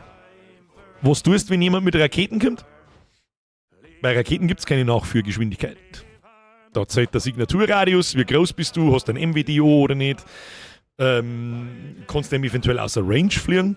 Ansonsten kommt jemand mit Raketen, so regelt ich das zumindest, ob das die richtig ist oder nicht, weiß ich nicht. So, volle Kanone ran auf 500 Meter, gib ihm. Short Range Moon, gib ihm Overheat, entweder ich oder er. Raketen kannst du sowieso nicht ausweichen. Du kannst aber auch auf das Schiff zoomen. Ja, stimmt ja, da waren wir gerade. Ja, kannst. Das macht halt keinen Sinn später im Spiel. Die Raumschiff hätte ich schön erbaut, aber das Spiel wird nicht so funktionieren. Dann gehe ich auf Warp, im Zweifel als Trekkie. Für das habe ich selbstverständlich einen Warp Disruptor oder einen Warp Scrambler dabei. Das ist das Erste, was ich da auftue, dass du eben nicht abhauen kannst. Genau. Zusätzlich kriegst du noch einen Web, damit du stehen bleibst im All und dann arbeite ich die mit 500 und schießt in die Fresse. Das ist meine Taktik. Geht nur nie auf, weil ich jetzt mehr gankt werde. Jedes Mal. Hey, aber One-on-One. Ich kann's gewinnen. Die scan. Ah ja, da ist ein Navy Hookbill, ein Navy Comet und noch mehr ein Navy Comet auf dem Weg her. Ja, super, das hat sich wieder super rentiert. 2 Sekunden später, 4 gegen 1, bumm, ich bin tot, bin lästig, geh aus dem Sperr aus, tschüss. Welcome to Eve. Aber das schaut nicht. Jetzt, wenn ich über Eve rede und rede dann so über diese Corporation und den Scheiß und ein Haufen Leute kriegen Bock, dann zeige ich euch kurz ein One-on-One. Dann ist 75% schon mal gleich weg. Und die letzten 20%, die fallen dann in die ersten 2-3 Wochen weg. Und die übrig gebliebenen 5% haben wirklich Spaß am Spiel und kommen auch weiter. So ungefähr stellen wir ich das vor. Also wenn ich 100 Leute von euch dazu gekriegt habe, das Spiel zum Spielen, ich gebe keinen 5. Nicht 5. Sage ich, dass die in 3 Monaten nur weiterspielen. Keine 5. Ich sag 4. Sieht immer noch aus wie früher und es holt noch nicht ab. Ja, dann wird sie nie. Ich meine, Eve schaut schon immer so aus. Eve ist eine Excel-Tabelle auf Crack.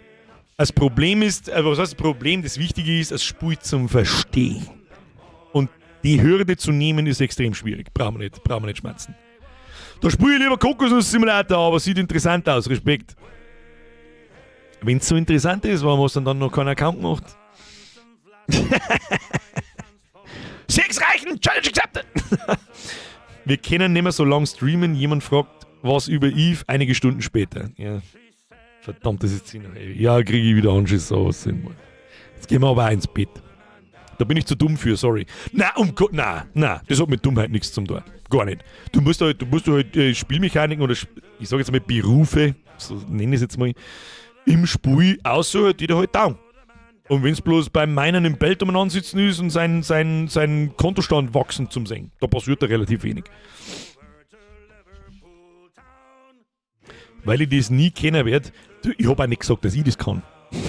Das ist nur nicht, du brauchst bloß mal, wenn ich jetzt mein Killboard herzeigen darf, dann habe ich in den letzten 2 Wochen 2 Leute gekillt und habe 20 mehr aufs Maul gekriegt.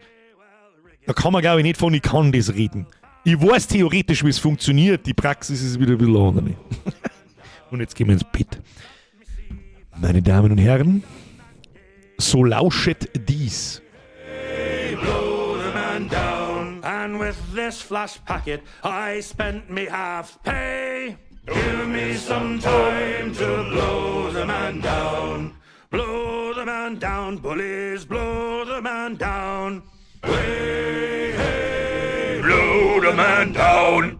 Mehr kann ich nicht. Right over to Liverpool Town.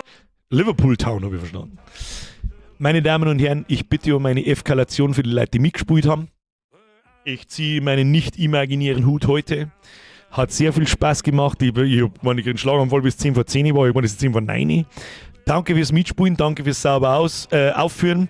Genau so spielen wir nächste Woche wieder weiter. Das wird auch nächste Woche wieder ganz genau so laufen. Ich werde jetzt einen Server als Passwort ändern. Da weiß nicht, was der Rest da bis dahin drin hat. Das werden wir dann sehen. Ich hoffe, sie haben nichts kaputt gemacht, aber ich denke nicht. Triple F für die Moderatoren. Ein großes Dankeschön auch an euch. Danke für die Donationen. Danke für die Mitgliedschaften. Waren halt 9 Mitgliedschaften dabei?